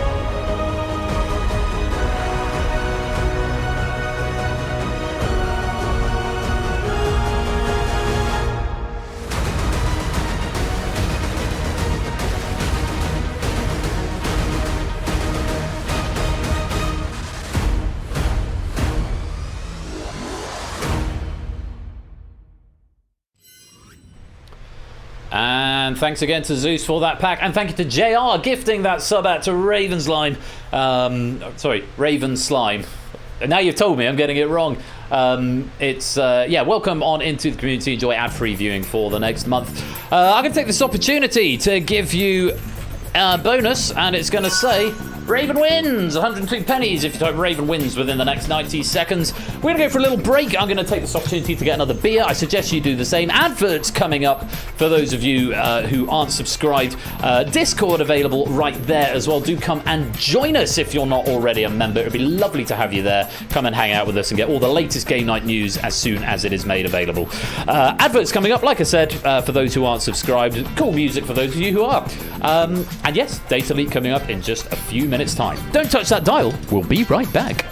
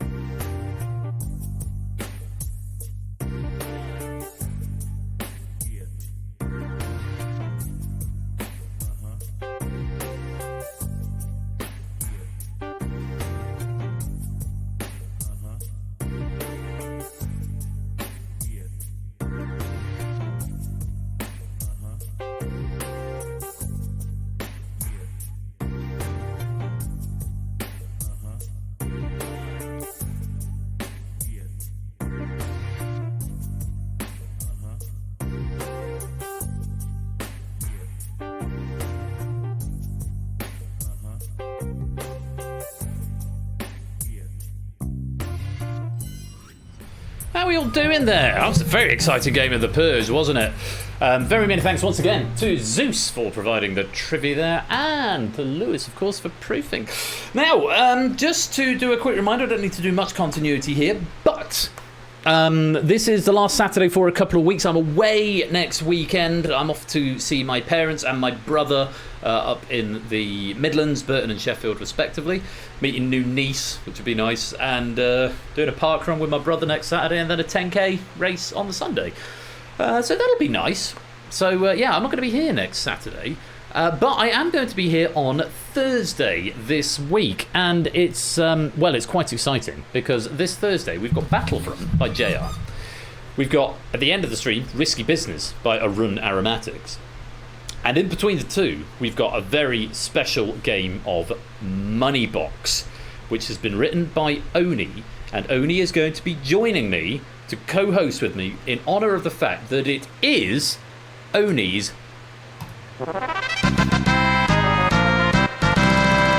100th question pack written for game night, and I can see it has just dropped into the inbox at some point over the course of this evening. So it's all in and ready to be proofed.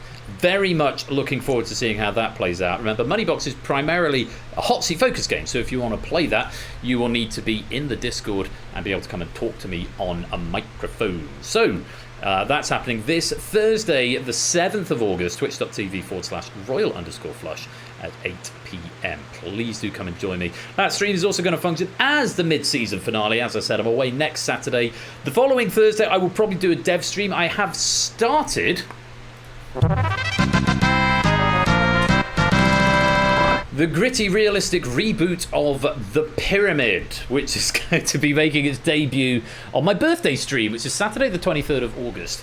I think Thursday week I'm probably going to do a dev stream, not least of all because between having a concert tomorrow night, a rehearsal for it tomorrow afternoon, and church in the morning, and then going to see the vendor at my new house on Monday evening, and then go to Wales for 3 days, and then coming back into game night stuff, and then go to my parents. Basically, I'm not going to have much opportunity to do any dev work on it between now and getting back from, or basically now and that dev stream, to be honest. So, no, it wasn't already. Much more gritty, much more realistic Silent Ring. So yeah, do come along for that if you're interested in anything coding related. It won't be an official canonic episode of Game Night, but Thursday the 14th of August, I will be doing some dev streaming for you here, and we'll take a look at the construction of the pyramid, which Game Night Unreal, oh no, still Unity. Despite, say what you like about them, I can work my way around their engine well enough.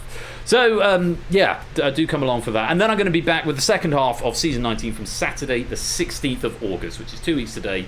We've got Cryptex by Dogfish, Distinction by Jogging, and The Abyss by Stimpson's Angle. So lots to look forward to still this season. And then, like I said, birthday streams in 3 weeks' time, the 23rd of August.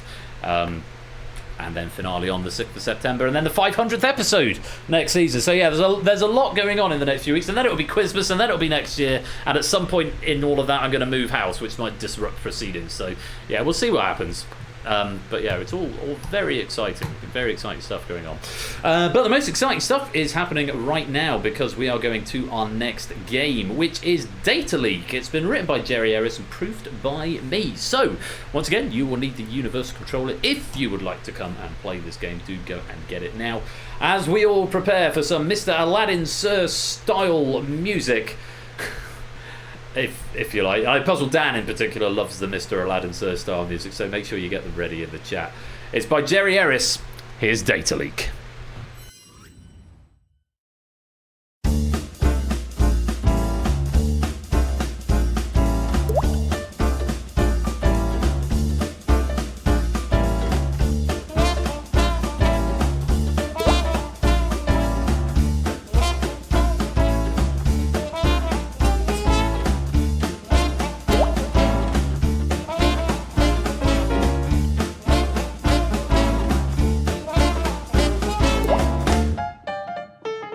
It's Data Leak.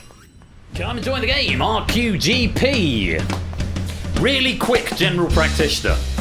It does go through and it's like broken leg, torn hamstring, tonsillitis, Crohn's. Really quick GP. Come join the game if you'd like to come and play Data Leak. If you've not played before, you will get the hang of it very quickly. It's been written by Jerry Harris. It's been proofed by me. And yeah, come join the game. Not RNHS, no. It's clearly he's in the private sector. Or he works for Bupa or someone. Or Vitality.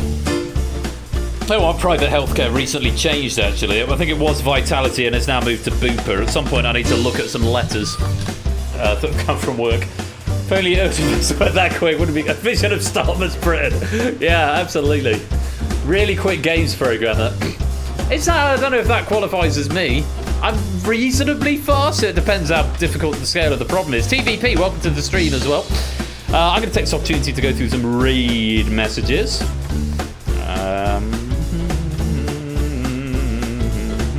That's a good one. Not as good as that one, possibly.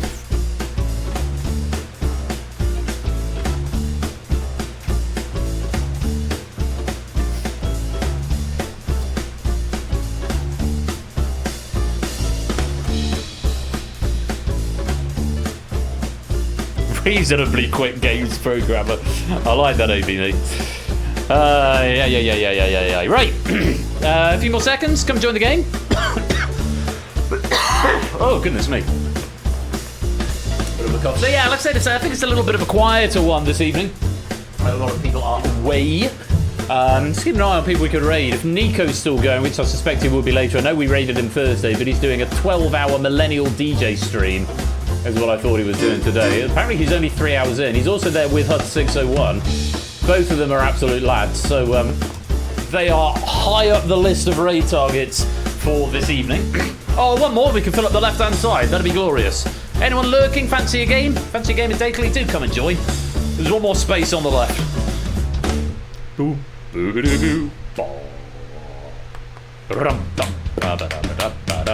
Nope, well, we have got anytime entry on this game, so if you fancied coming to play a bit later on once you've seen what it's all about.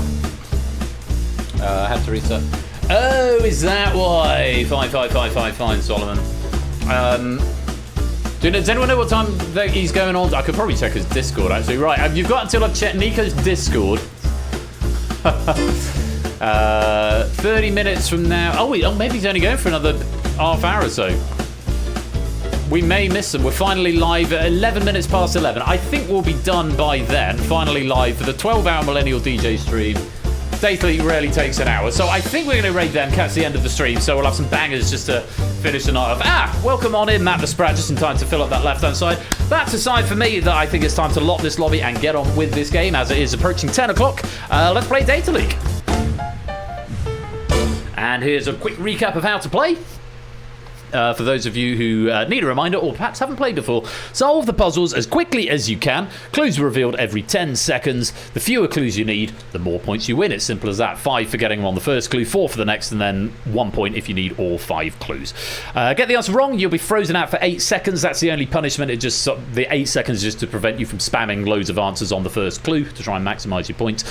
So you get a little freeze out, but there's no other penalty than that. So if you've got half an inkling, take a guess. It might be right. Some puzzles may require your spelling to be exact. This is mainly in the clue chain round, which I believe is round 4, and I'll say more about that as and when we get there. Good luck to you all and have fun.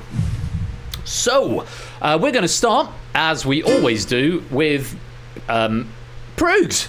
Welcome on in. I thought you were on a train somewhere. I assumed you'd arrived at your destination by now, but you're here just in time for some Data League. Oh, as is Puzzle Dan. Puzzle Dan, you missed your Mr. Aladdin Sir moment. What a shame. What a shame indeed. So, let's take a look at our first round, which, as always, is... It's 5 degrees. In this round, you're going to be presented with a category and 5 longer clues, all of which describe the same person, place, or object. The faster you solve it, the more points you win. Simple as that. Good luck to you all. Let's take a look at our first puzzle, which is... a person. For 5. He signed a contract on a paper napkin on December the 14th, 2000.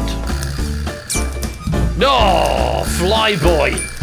And AB Me wasting 0 time. For 4, I Am Puma, a YouTube channel starring a cougar named for this person, has over 2.5 million subscribers as of writing. For 3, he was part of groups called Baby Dream Team, The Machine of 87, referring to his birth year, and MSN. For 2, as of June 18th, his jersey is the highest seller for all MLS players in 2025. Are you back in, man? Good to hear, Bruce. For a single point with 8 Ballons d'Or, this Argentinian player is considered by many to be one of the greatest male association football players ever. Lionel Messi is the answer. I had a look at that I Am Puma YouTube channel while proofing. Very interesting. Well done if you managed to solve that puzzle, and you've got some points on the board. This was Tony Blair, and then I didn't guess again until I got Messi for 1 point. Did Tony Blair sign a paper napkin on December 14th, 2000? May well have done. Let's drain that puzzle and reorder the board. A couple of players picking up 5 there. Well done indeed. Let's go on to puzzle number 2, which is a symbol. In the Ge'ez language's script used in Eritrea and Ethiopia, this resembles 3 dots stacked vertically. For 4, the Greek version of this symbol resembles a semicolon. JR Silver Electron aping me, Flyboy, not wasting any time on that 4-pointer there. Well done indeed. For 3, along with the Mysterians, Rudy Martinez, using this name, released a #1 hit, 96 Tears. In chess, 1 represents a bad move and 2 represents a blunder.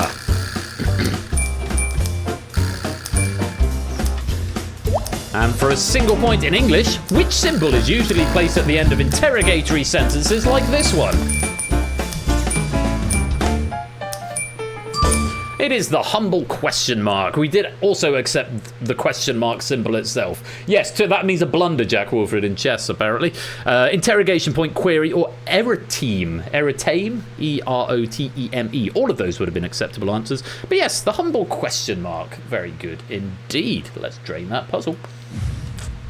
And on we go to puzzle number 3. We're looking for a place.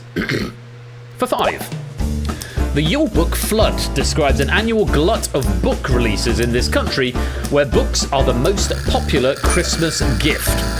Well done, Apodo, for 5. For 4 now, this country's official language is the only one using a Latin script to continue to use the thorn. Quite a few getting it off that. For 3, in D2, the mighty Ducks. The Ducks face this country in the final game after defeating Russia. For 2, its flag consists of a red Nordic cross on top of a white Nordic cross on top of a blue field. And for a single point, this country's capital is Reykjavik. I thought you might like that one, Topper.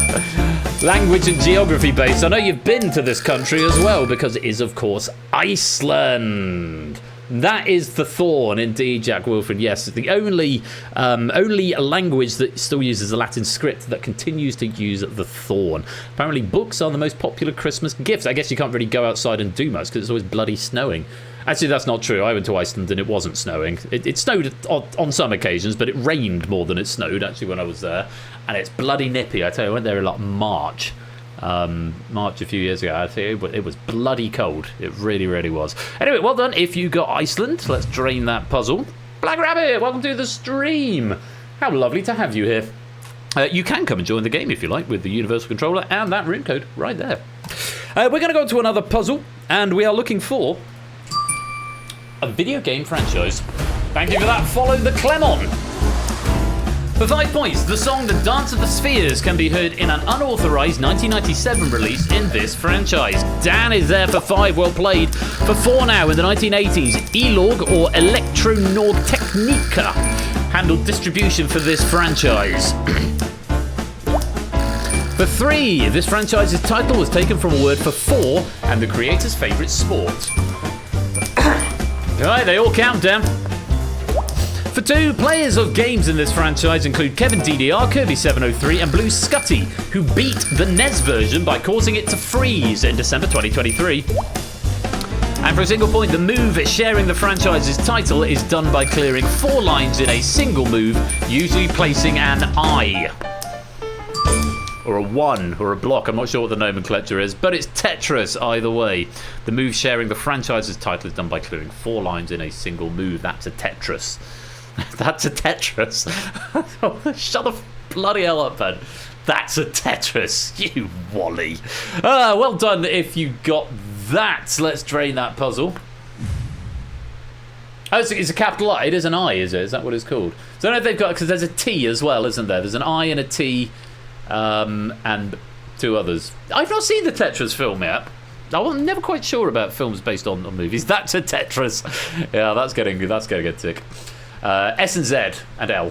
Oh, lots of letters. Right, I've got one more for you, and I'm really excited to say, when I was proofing this earlier on, I was like, I know this for the 5-pointer, and I got very, very excited. Let's see if you do as well. Because for this puzzle, we're looking for a movie. For 5.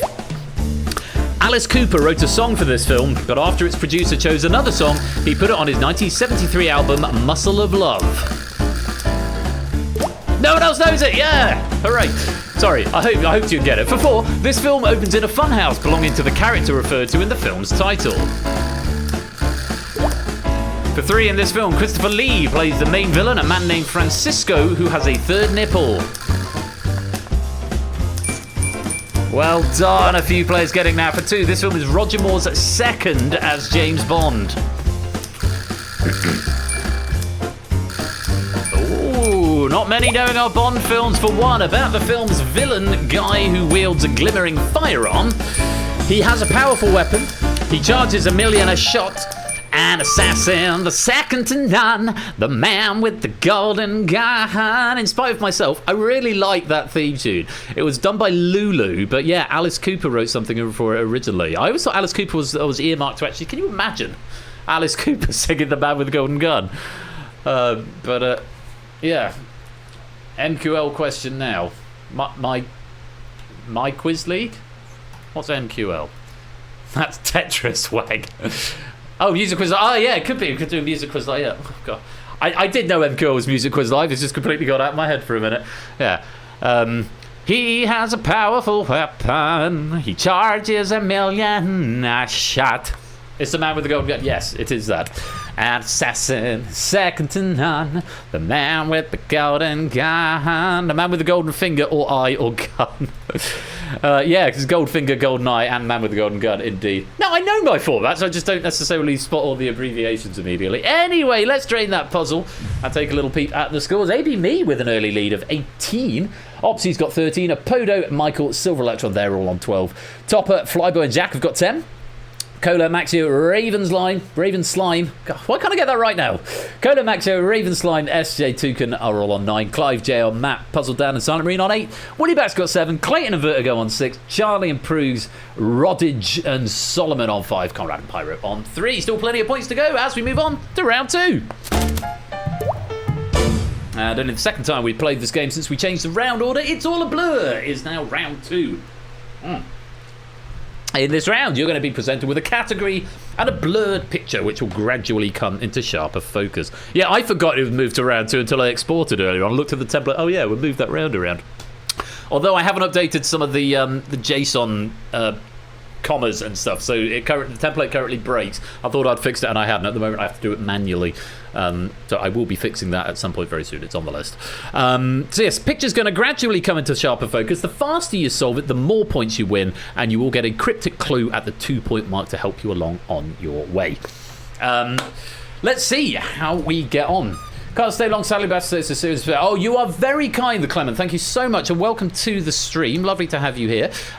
If you want to hear more about us, if you can't stay now, you can join the Discord, where you get all the latest news, all the schedules and stuff, and you can chip in if you fancy yourself a question writer and stuff like that as well. But thank you very much for that follow, and I appreciate the kind words very much indeed. So, it's all a blur. Let's take a look at our first picture, and we're looking for a food. For 5.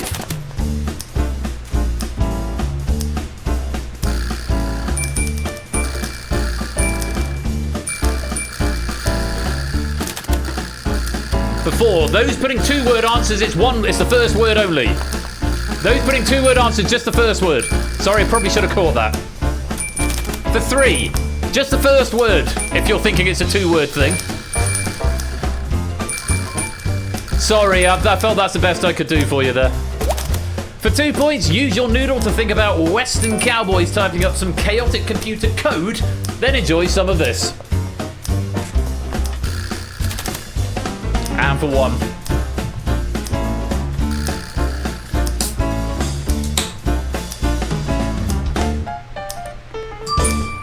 Sorry about that. Midget, spaghetti. Unfortunately, didn't get through the spell checker. No, that's something, to be honest, I probably should have called that improving. Oh, is that a US thing? Oh, the US doesn't usually say the second word and thing. Yeah, in the UK, that's spaghetti bolognese. So I probably should have allowed bolognese and indeed spaghetti bolognese. So apologies. I saw a lot of people typing spaghetti bolognese. I thought I'll just hit you with, because if you knew it at that point, that's the best I could do. So apologies if you've lost out on a point or two there. Please don't be cross with either myself or Jerry. It's one of those little things that's just slipped through. Lupine, welcome to the stream, my dude. Lovely to have you here. But yes, spaghetti. Spaghetti. I like that a lot. Yes, spaghetti. And there's a particularly fine example, a particularly enthusiastic example of spaghetti bolognese right there. Let's drain that puzzle. Spaghetti hoops, indeed. This one's got a lot of... Oh. Actually, I'm not going to say anything because I might give it away too much. So let's just go on to puzzle number 2, and we're looking for a device. For 5.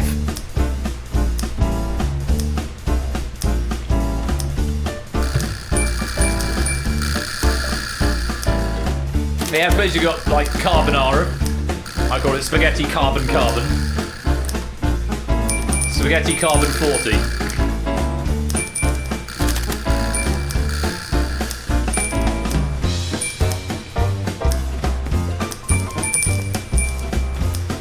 Just say what you see now.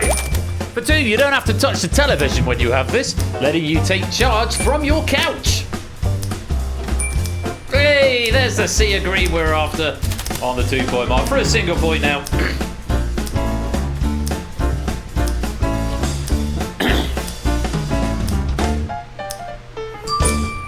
That is a remote control. There's a lot of alts available for this. You've got remote control, remote. Lots of people call it different things. Clicker. Apparently people call it the clicker. Doofer! Yes! I added doofer to the alts because we called it a doofer growing up, Lupine. I thought we were the only people. Maybe it's a Midlands thing, but yeah, we called it a doofer. Channel change, I've heard people call it. TV, remember? Yeah, we called it the doofer. Throw the doofer. That's the thing, yeah. Love the doofer. Thing is, the TV in my bedroom now, it's got solar powered remote, so it never runs out of battery, which is great. Although the sound bar doesn't have a solar powered remote, so occasionally that runs out of batteries on the rare occasion I need to drop the subwoofer down a little bit. So, but it's called a doofer post tele addicts. Oh, maybe I'm not familiar with that. Am I related to Noel Edmonds? No, I'm not Noel Edmonds, nor am I related to him. That would be a horrific thing indeed. Yes, it is the humble remote control. Let's drain that puzzle. And off it goes, back to pixelation. A beautiful thing. On we go, gang. Puzzle, Mr. Bobby Quiz Wed. You got bamboozle. That's as close as it's going to get to recreating quiz formats from the 90s. Let's go on to puzzle and picture number 3. We're looking for a country from all 12 pixels for 5. This is actually quite a clever puzzle, and a few getting it early on. Well played. 4. Can confirm I'm not Mr. Blobby, Michael. I don't have a Christmas number 1. For 3.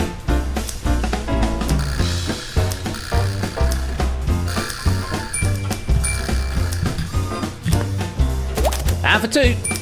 If you want a New Brunswick, you come. But I'll be having none of it. And for 1. Just say what you see now. I don't do accents. If you want a new no, I can't do Canadian. I'm not gonna try. I'm not gonna try, eh?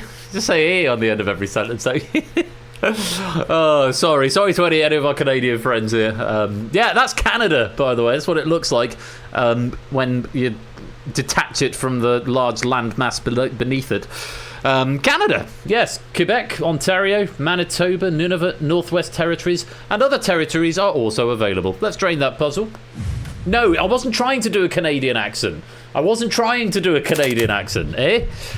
That bit, just the bit at the end was Canadian. Right, I'm going to move on rapidly because everyone's making fun of my not attempt at a Canadian accent. Someone did teach me how to do Irish accents the other day. It was a comedian I saw. I can't remember who it was. I'm going to try and remember it during this next puzzle. Take a look, because we're looking for a mythological creature.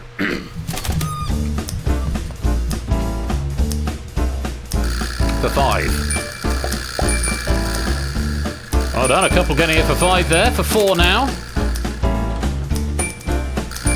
Well done, Ravensline. That's crept through the spell checker. And for 3.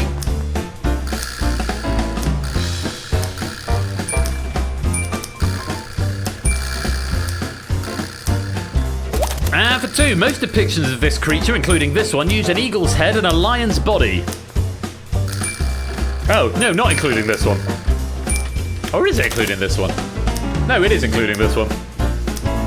Is it including this one? I can't even tell.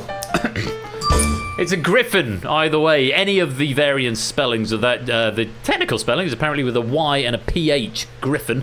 We also accepted double FO, double FI, griff on its own, GRYPH, Axex, Opinichi, and Ketong, apparently. All various names for the humble griffin, who's not actually that humble, though. He looks quite majestic there. Yeah, beautiful, if non-existent creature. Anyway, well done if you got that. Let's drain the puzzle. Roddage. Welcome to the stream. I never get tired of seeing your name. Also from the Midlands, can vouch for my parents' family. Call it a doofer. Fantastic. I thought this was a thing that my brothers and I invented. But no, yeah, great. Great to have you with us as well, Roddage. Hope you're keeping well. Yeah, so the Irish accents thing. If you come from Southern Ireland, you're always a little bit jolly. Everything sounds a little bit jolly if you come from Southern Ireland. You know, everyone's a little bit happy, always a little bit jolly. But if you come from Northern Ireland, everything's just a little bit more, you know, things are a bit harder up in Northern Ireland. So, you know, it always sounds a little bit more morose and a little bit more... Henry Kelly, he was from Northern Ireland. It always sounded just not quite as twee. But if you go to Southern Ireland, everyone just sounds a little bit more jolly. Just a bit more jolly. But in Northern Ireland, not so much. You've got much more to worry about in Northern Ireland. There you go. That's about as much as I can do. My Irish, it's not brilliant, but it's one of the ones I can sort of do somewhat passably, I like to think. Anyway, moving on to the final picture puzzle. And yeah, it's not the worst. I will take not the worst. Let's take a look at the final puzzle, and we're looking for a person. For 5. On both sides of the border at once. That's the goal. Very well done if you're getting this for 5. That was the goal. For 4.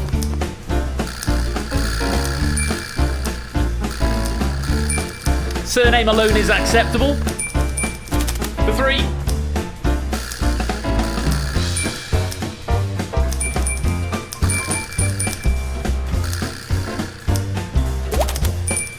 And for 2, if you ask him for a hint, he'll say, all the information's on the task.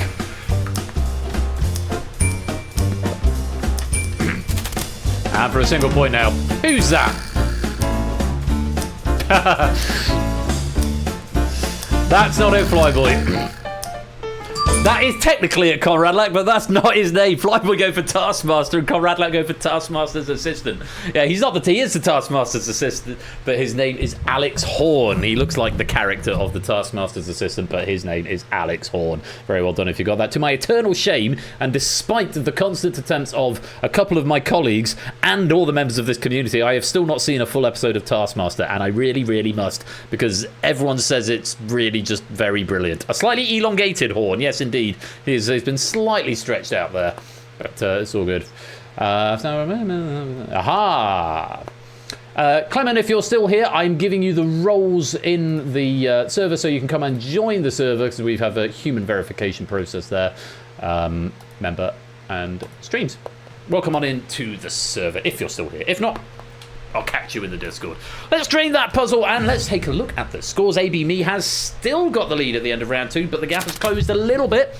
He's on 36, Apodo on 33, Topper's on 32, Clive moving up the ranks, tied with Silver Electron in 4th with 30 points, Jack, Matt, Raven Slime on 29, Tuka's got 28, Flyboy and Michael on 26, Silent Marine 25, JR and Cola and Opsiol on 24, Prugs has 21, Woollyback's got 20, Maxio Solomon are on 19, Clayton and Roddage and SJ and Vertigo all on 18, Pyro's got 16, Puzzle Dan's on 15, Conrad's on 12, and Charlie is on 11.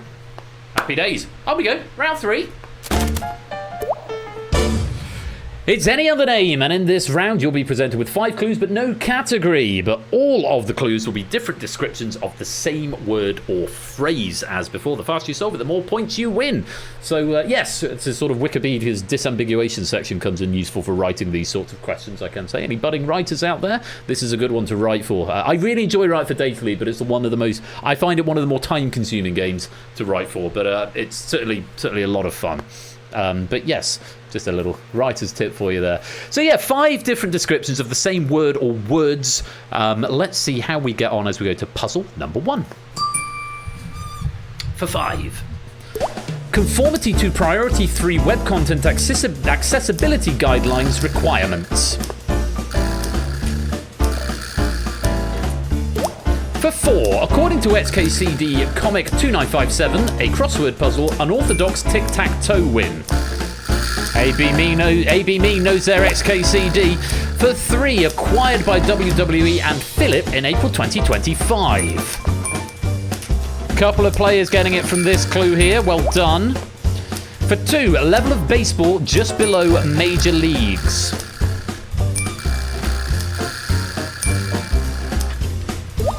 And for a single point, the label given to high-budget video games.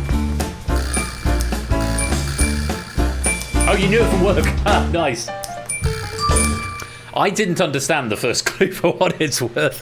I went and looked it up when I was proofing it, and then I was like, yeah, okay, that checks out. It's triple A. We accepted either AAA or the expression triple A. Both would have been acceptable there. Yeah, it's conformity to Priority 3 web content accessibility guidelines requirements. ABB is now going to talk for a few minutes about exactly what... No, exactly what that entails. But yeah, of course, triple A video... I will not... yeah, that's well, that's all right then. Opportunity to use that button. I've got to get both of the other two in before the end of the stream. Yeah, AAA games are the ones that have millions and millions and millions and millions of dollars thrown at them, and I think most of the level designer can be credited as the copy and paste function. Anyway, well, the find and replace, that's how Yahtzee says it. Yes, the chief level designer is credited as the find and replace function. Anyway, I'm not that cynical about AAA games. Let's train that puzzle. Shall we have another one? I think we definitely should. Puzzle number 2. For 5. 1999 movie starring Molly Shannon as Mary Catherine Gallagher. AAA Holy Connect game. I cannot possibly comment Clive of Legend. For 4. 2007 Loop Fiasco song.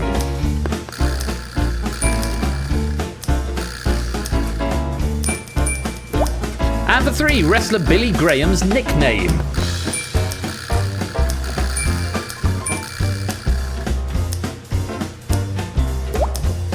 For 2, 1996 Super Nintendo Kirby game made up of several smaller games.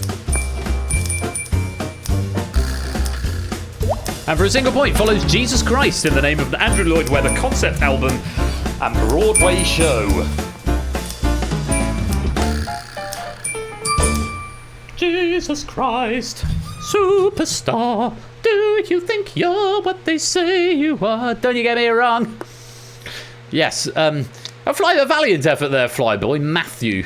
Jesus Christ, Matthew. That sounds like you're having a swear at my younger brother. Jesus Christ, Matthew. This is how things went down in our house. Yeah, Jesus Christ, Superstar. Superstar, also the SNES Kirby game made up of several smaller games. Yeah, I didn't do anything, says Matt the Sparrow. Yeah, quite right. You defend yourself, Matt. Let's drain that puzzle. And move on rapidly to puzzle number 3. I like this one. For 5. First steam locomotive with 480 wheel arrangement. Oh, proves. I thought you might get that off 5. For 4, band who had widely acclaimed 2004 album Leviathan. Still known at 4. Let's see what we get for 3. Social media site calling its posts Toots until November 2022. There's a few managing to get it from that. For 2, Mighty Morphin Power Rangers Black Ranger calls upon this animal. This is the moment I would have got it. I wouldn't have got it from the previous clue, the 3-pointer. And I'd have definitely got it from this. Extinct relative to mammoth and elephant. Ah, fair enough, Flyboy. Yeah, it's getting a bit late. Oh, it is in the UK anyway. It's Mastodon. Mastodon! Damn. Oh, how good is the Power Rangers theme tune, honestly. Sorry, I just need an excuse to play it. Ah! After 10,000 years, I'm free! Yeah. After 10,000 years, I'm free. How good is this? Time to conquer Earth. Alpha, readers escaped. Recruit a team of teenagers with attitudes. I will make no apology for playing this. Mastodon! Austin St. John as Jason. Thoy Trang as Trini. Walter Jones as Zach. Everyone's first crush, Amy Jo Johnson as Kimberly. David Yost as Billy, who is still in it to this day, I believe. Yeah, that's enough of that. Sorry, that was fun. And yeah, rest in peace, Jason David Franks. He played the Green Ranger, didn't he? He died fairly recently. But yeah, great theme tune. And yeah, Mastodon was the thing we were after. Mastodon, also the social media site, called its things too. It's Tech Free Gaming. Welcome to the stream. Is Mastodon still going? Does anyone know the social media site? I don't actually know because I've sort of sworn off social media. The closest I get to social media these days is Strava and Discord. Oh, well, good for it. Glad it's still getting users. Anyway, let's drain that puzzle, move on rapidly, as we go to puzzle number 4. For 5. 2022 BTS Anthology album. Oh, has it been wholly ruined by truth? Fair enough. And for 4, a copy of a limited edition print reserved for the artist.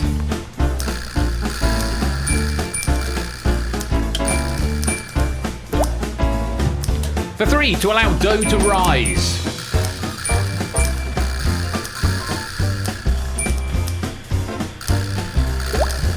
For 2, able to resist, for example, fire or bullets.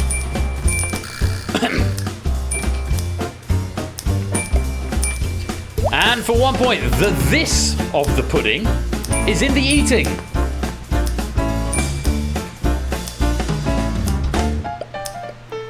That'd be the proof of the pudding. People say the proof of the pudding. They miss off the second half of that maxim. Yeah, the proof of the pudding is in the eating. But yes, resistant, so fireproof, bulletproof. When you allow dough to rise, you allow it to proof, or you prove it, to use a different conjugation. But yes, proof is the word we were after there.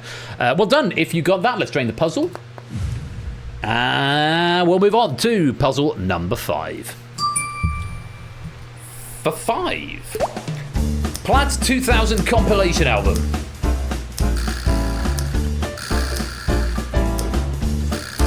And for 4, a mod or program added to computer games, especially from the 80s, to make them easier.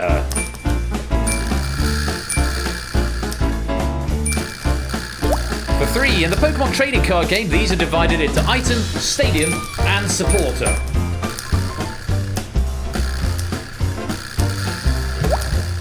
For 2, one whose job it is to improve another's physical fitness.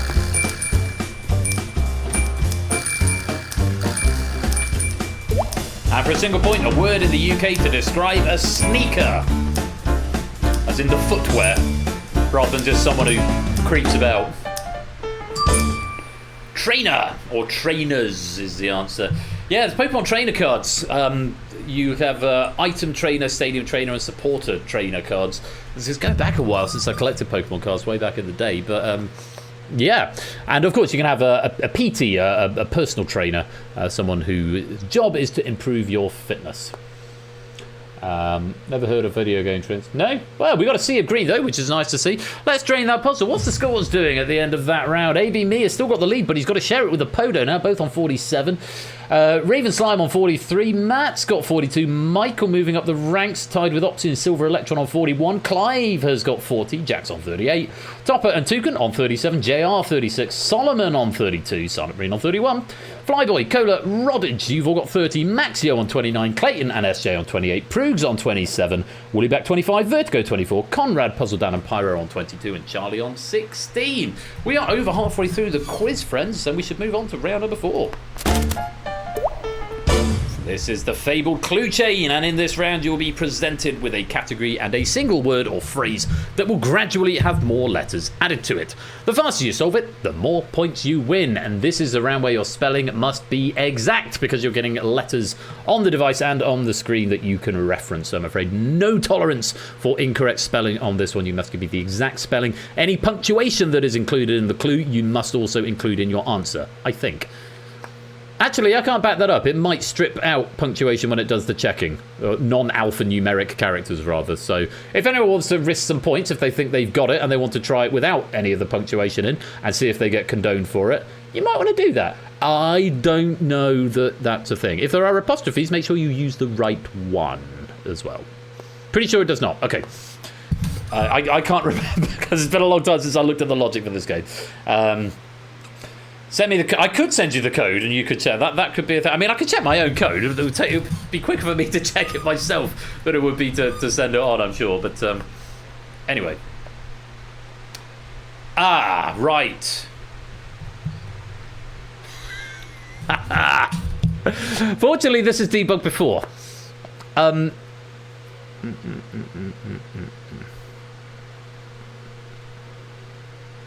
Right. Jerry, are you in Discord?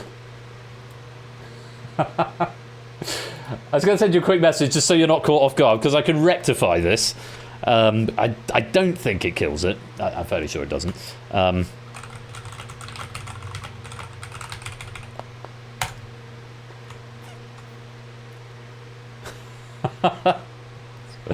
was going to send you a screenshot. Because you know I said I was going to check earlier on. And then didn't, because I ran out of time. It's fine. I mean, it's kind of fine.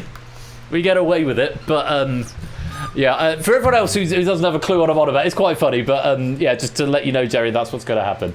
I don't think it kills. He says brimming with confidence. All I can say is that the clue has got an S on the end. And players, what you need to do is remove that S to get the actual clue. All right, here we go. Puzzle number 1. We are looking for a shape for 5. Oh, thanks for the heads up, Jerry.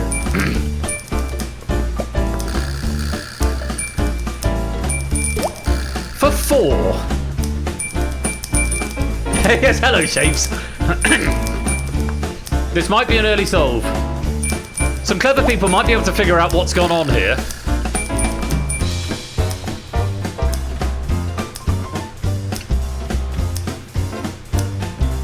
For 2.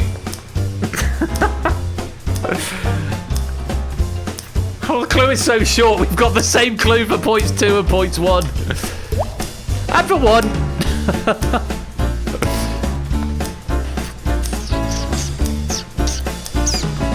Jack may have wandered off, he may not have had the payload, possibly. It's a triangle, believe it or not.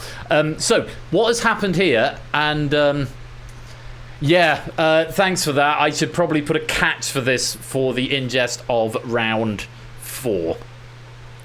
He K-shaped, it's very sad. So, originally, that was triangle, square, and pentagon. But I forgot when I did the ingest what commas do in the answer field. And so you could also have had square or and pentagon would have been valid answers for that one. Because, of course, commas is my separator character, and in this game you can have alts, but not in this one. So, yeah. So there were 3 alts on that one, and I've sent the screenshot to Jerry. I'll put it in the Discord later on. You could have had triangle or square or and pentagon would all have been valid answers for that scramble. And just a heads up, this is going to come up in puzzle 3 as well. That is my bad, and I will add a catch because we don't have alts typically in round 4.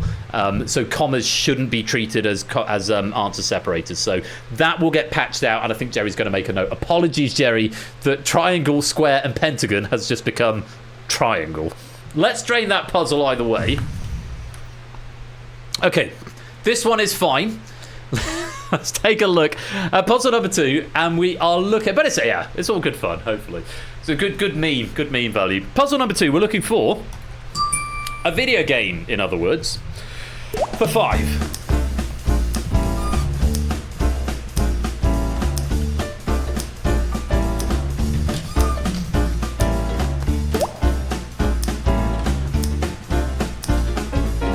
For 4.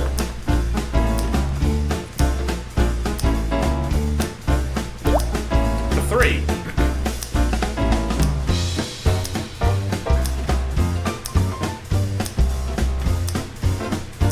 Anybody? For 2.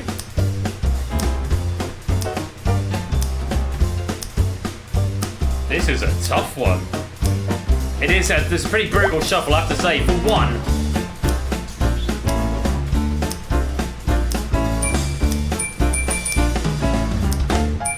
Even then, it's not the most obvious. That was a brutal shuffle regarding sound and finger joints, as in Sonic and Knuckles.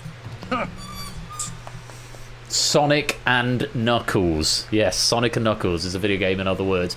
I like that puzzle. And it was a bit of a typing race at the end. That was a really brutal RNG on that shuffle there. That's just the way it goes sometimes in this game. It was a bit of a mind bender. Well done if you did manage to get some points out of that. Let's drain that puzzle.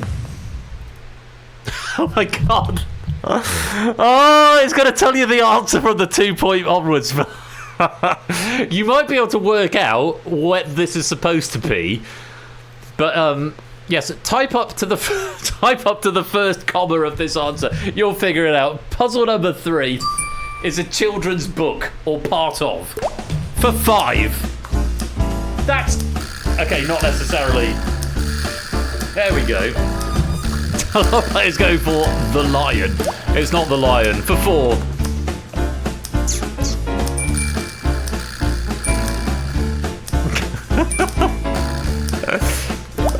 For 3. There we go. Yeah, everyone's going to get it at 2. I guarantee you. Oh, unless they're not here. So some people are not going to get there. For 2. Just say what you see now.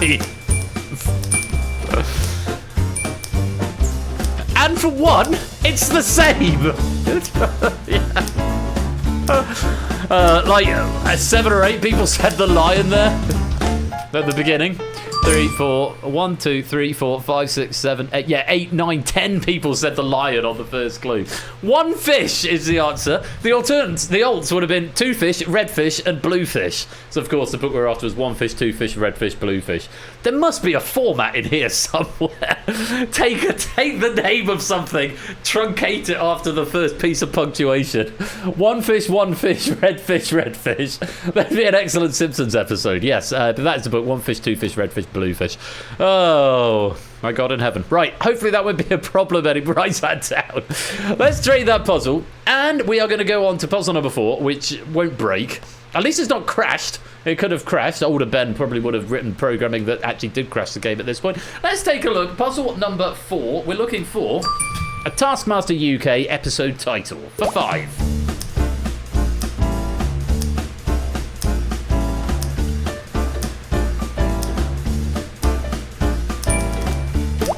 Very well done, Clive, for 5. For 4 now.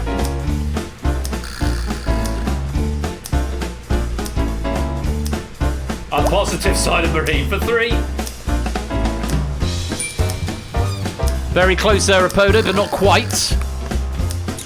Oh, still not quite. For 2.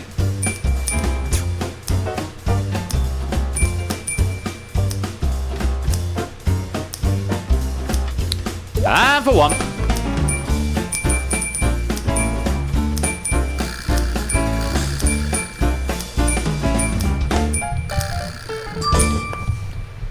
It's Science All Your Life. Bad luck on the typos there. Flyboy and Matt the Sprout, 1 character out there. So, Science All Your Wife. Yeah, could have been at that point. Science All Your Wife. No, Science All Your Life is Taskmaster UK episode title. Very well done. If you got that, let's trade the puzzle. 1 more in this round. I like this. This is a my wife and Borat. This is a classic sort of data leak puzzle. Let's take a look as we're looking for actor and role for 5.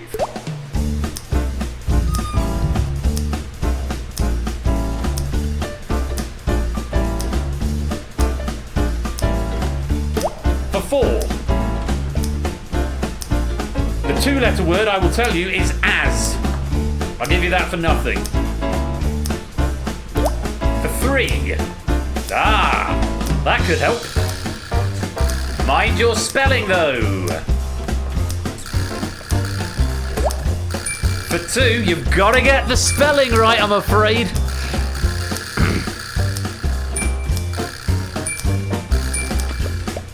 And for 1. Oh, what's that missing letter in that second word? Oh, this is mean. That's mean RNG. That's how you spell it. Lawrence Fishburne. It's Fishburne with a U, not an O, and Lawrence with a U and not a W, as Morpheus. Lawrence Fishburne as Morpheus in the 1999 action blockbuster The Matrix and subsequent sequels. That RNG's been really mean in this round. Very mean RNG, but that's the way it goes. Let's drain that puzzle. And we should check 1 fish, 2 fish, big fish, burnt fish. Fish burn. Missed an opportunity. Fish burn, no, burnt fish. Yeah, fish burn. Very good. Apodo has taken the lead off ABME for the first time. 58, just a point ahead of ABME, who's on 57. Michael now in third with 54. Clive has 53. Matt and Silver Electron are on 52. Topper, Opsy, Raven Slime on 48. JR's got 46. Toucan 43. Solomon on 40. Maxio and Rodage are on 39. Jack and Cola on 38. Clayton, Flyboy, Silent Marine have got 37. Prugs, Vertigo on 36. SJ on 35. Woolly back 33. Conrad and Puzzle Dan on 30. Pyro 28. And Charlie on 22. We've got time for one more round, and it is the content filter. And in this round, you'll be presented with a category and 5 shorter clues, all of which will be contained within or connected to the answer. Very similar to round 1, except the clues are shorter. And again, the faster you solve it, the more points you win. This is where we can make or break dreams. It's one of the reasons we changed the order of the rounds around, because it was sort of commented that the picture round rarely makes massive differences to the scores. And actually moving it to round 2 means I get a break on chatting in between on rounds 2 and 4. 1, 3 and 5 are more the chatty rounds. So for this one, can you connect the 5 clues and see what they are? The clues have been very helpfully pointed for you, so we know exactly what we're looking for.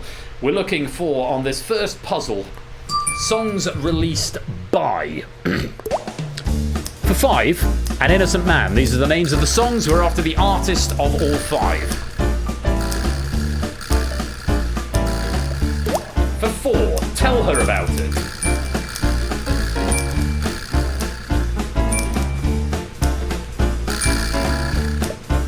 For 3, The River of Dreams.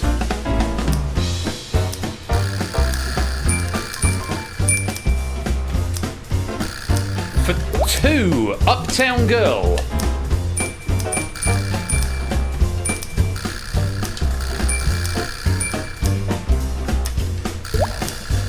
Number 1, Piano Man.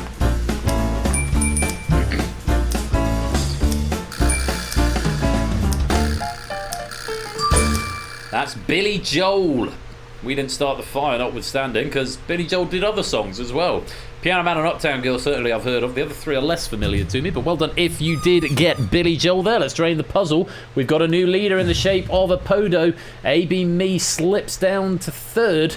Was ABB in the lead before? Was Apodo in the lead before? I can't even remember now, but Apodo's in the lead, and it's quite a healthy one now. Michael moves to 2nd. ABB drops to 3rd. Still a lot to play for. As we go to puzzle number 2.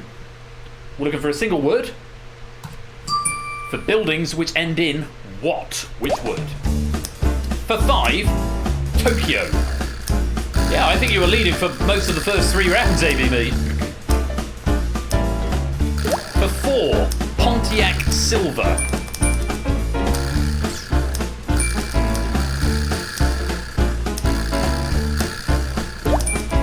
For 3, Millennium.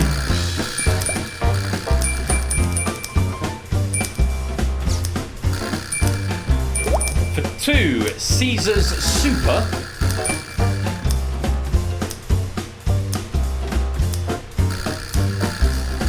And for 1, Houston Astro. What's the word?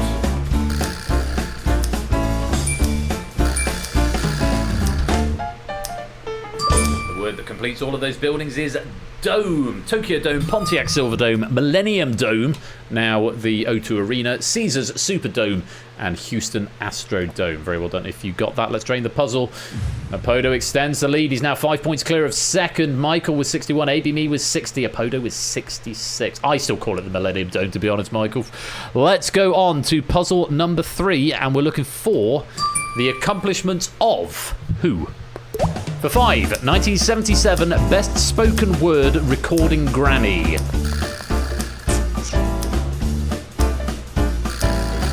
For 4, 2009 Screen Actors Guild Lifetime Achievement Award.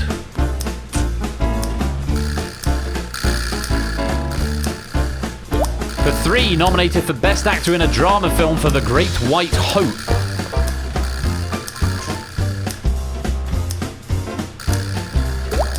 Still no one. For 2, 1993 NAACP Image Award for Outstanding Lead Actor in a Drama Series. And for 1, voice of IGN's #1 villain of all time, Darth Vader.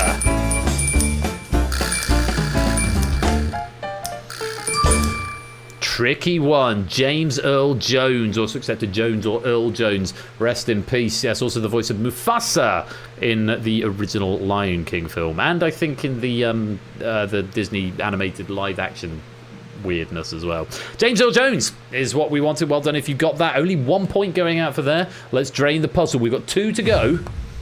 Podo still with 5 points lead at the top. Whew. Puzzle number 4. We are looking for former team nicknames in which pro sport? For 5, Barons. I think it happened earlier this game, Optimat, but before this game I don't think it did. Vertigo's there for 5. For 4, Rockies. I'll do, they all count.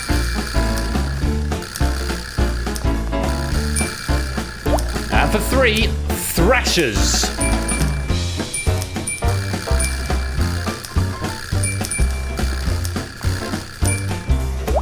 For 2, Whalers. Podo's got there. And for 1, Nordiques.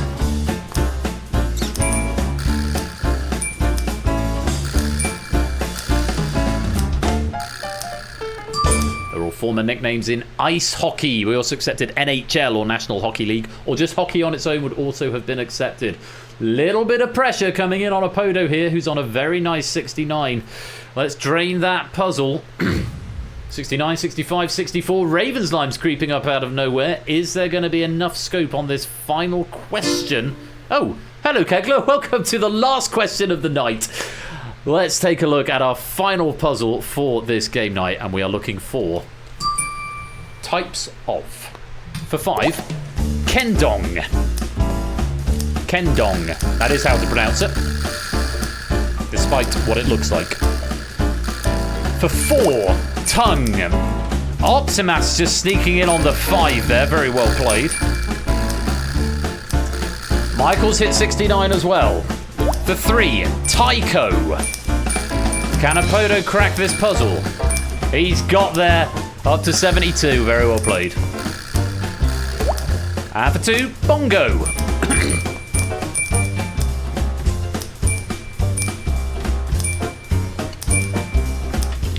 And for a single point, Snare.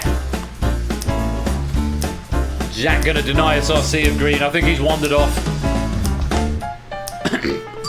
They're all drums. They're all different types of drum. Kendong, Tongue, Taiko, Bongo, and Snare are all drums. I know, right? Where's the time gone, Optimat? This is me wasting time in the Purge. I was going through it quite quickly, and then I got to the second half of the game, and it's like, oh, we can slow down a bit. And that is the end of the game. Let's drain that puzzle and check out the final scores. It is going to be a bronze medal for ABME, leading for much of the first 3 rounds, but couldn't hang on to it, finishing in 3rd place with 66. It's a late arrival into the top 3 with a very nice 69. Silver medal goes to Michael, but your Data League champion tonight with a final score of 72. Gold medalist, it's a Podo Nuevo. Wow, well done, everyone. Well done, everyone, particularly a Podo there. And huge thanks to Jerry Ellis for a lovely, lovely pack of Data League right there. I hope you all had fun with that. And apologies for the software just doing its job as I've told it to do and splitting up those answers in round 4. Could have been worse, but yeah, could have crashed it, which is nice that it didn't do that. But yeah, a lot of fun. I hope you've all had a good time playing that there. Pennies should have been written to the drive, actually. I've got the log message here, so they should have finished up. No Spacey 4 game tonight. I'm going to wrap up because I've got things I need to do this evening after the wrap up. And the rest of my weekend is quite busy. So I'm going to roll the credits. We're going to go raid into Nico Hart DJ in a minute, and I'm going to pick a raid message to go with it. So thank you again to Jerry for a lovely pack there. Congratulations to our medalists, particularly Apodo, our gold medalist tonight. You've been playing Data League. I hope you've had fun, and I will see you after the credits.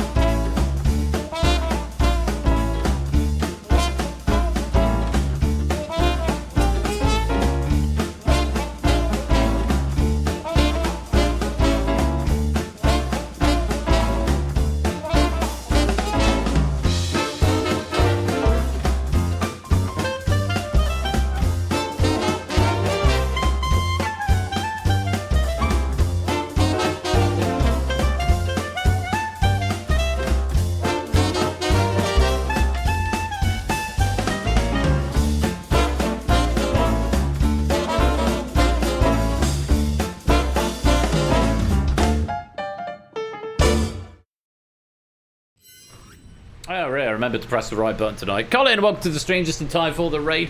Well, it has been another action-packed episode of Game Night. I hope you have all had fun. I certainly have. Very many thanks once again to all of the question writers this evening. Thanks to Cola for Plinko, to Zeus for the Purge, to Jerry for Data Leak, and of course the proofing team, Topper and Lewis, who have proofed 2 of those as well. Very many thanks to you all for your efforts. Just a quick reminder, I'm not here next Saturday, but I will be here on Thursday the 7th of August with Battlefront, Moneybox and Risky Business. I'm going to be joined by Oni, who is going to be here as a very special guest to help celebrate his 100th Game Night pack.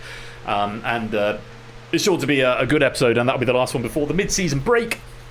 Not here next Saturday. I'll be doing a dev stream the following Thursday, and then back. Usual service resuming on Saturday the 16th of August. I think that's just about it. I need to pick a raid message. I got a few good ones here. Bonus pennies going out to Vertigo for That's a Tetris. JR for Spaghetti Titty. I've got 2 fish-based ones. So Matt and Prugs, you're both going to get bonus pennies for 1 fish, 1 fish, 1 fish, 1 fish, and also 1 fish, 2 fish, big fish, burnt fish, which I thought was quite clever play on the Lawrence Fishburne clue. Maybe me, reasonably quick games programmer, which I think just about sums it up. Michael, beer is not an ingredient in beer. I like that.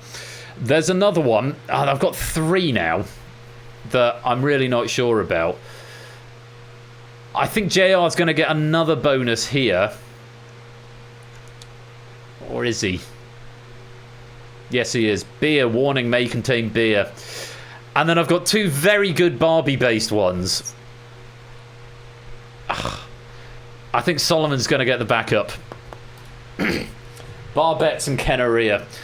Because I've got a much funnier one, considering we're going to raid Nico, which I'm sure they will appreciate, as will Huds, who's also there. Gang, thank you again very much for joining me this game night. Remember, you can come and join the Discord if you want to keep up with all the latest news. It'd be lovely to have you there. Do pop on by and say hello. I'm going to be back on Thursday with even more game night, and I'll be here with Oni as well. And I do hope you will come and join me for that. Until then, we are going to go raid Nico Hart DJ, and we're going to go and say Gonorrhoea Barbie, which available now from Mattel. Gonorrhoea Barbie.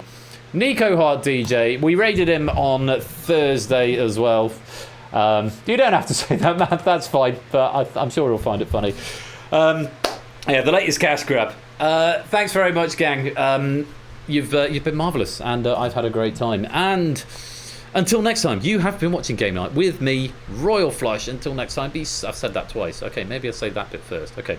You have been watching Game Night with me, Royal Flush. Until next time, be absolutely splendid and wonderful and marvellous and safe. And as always, take care, peace out, and good night.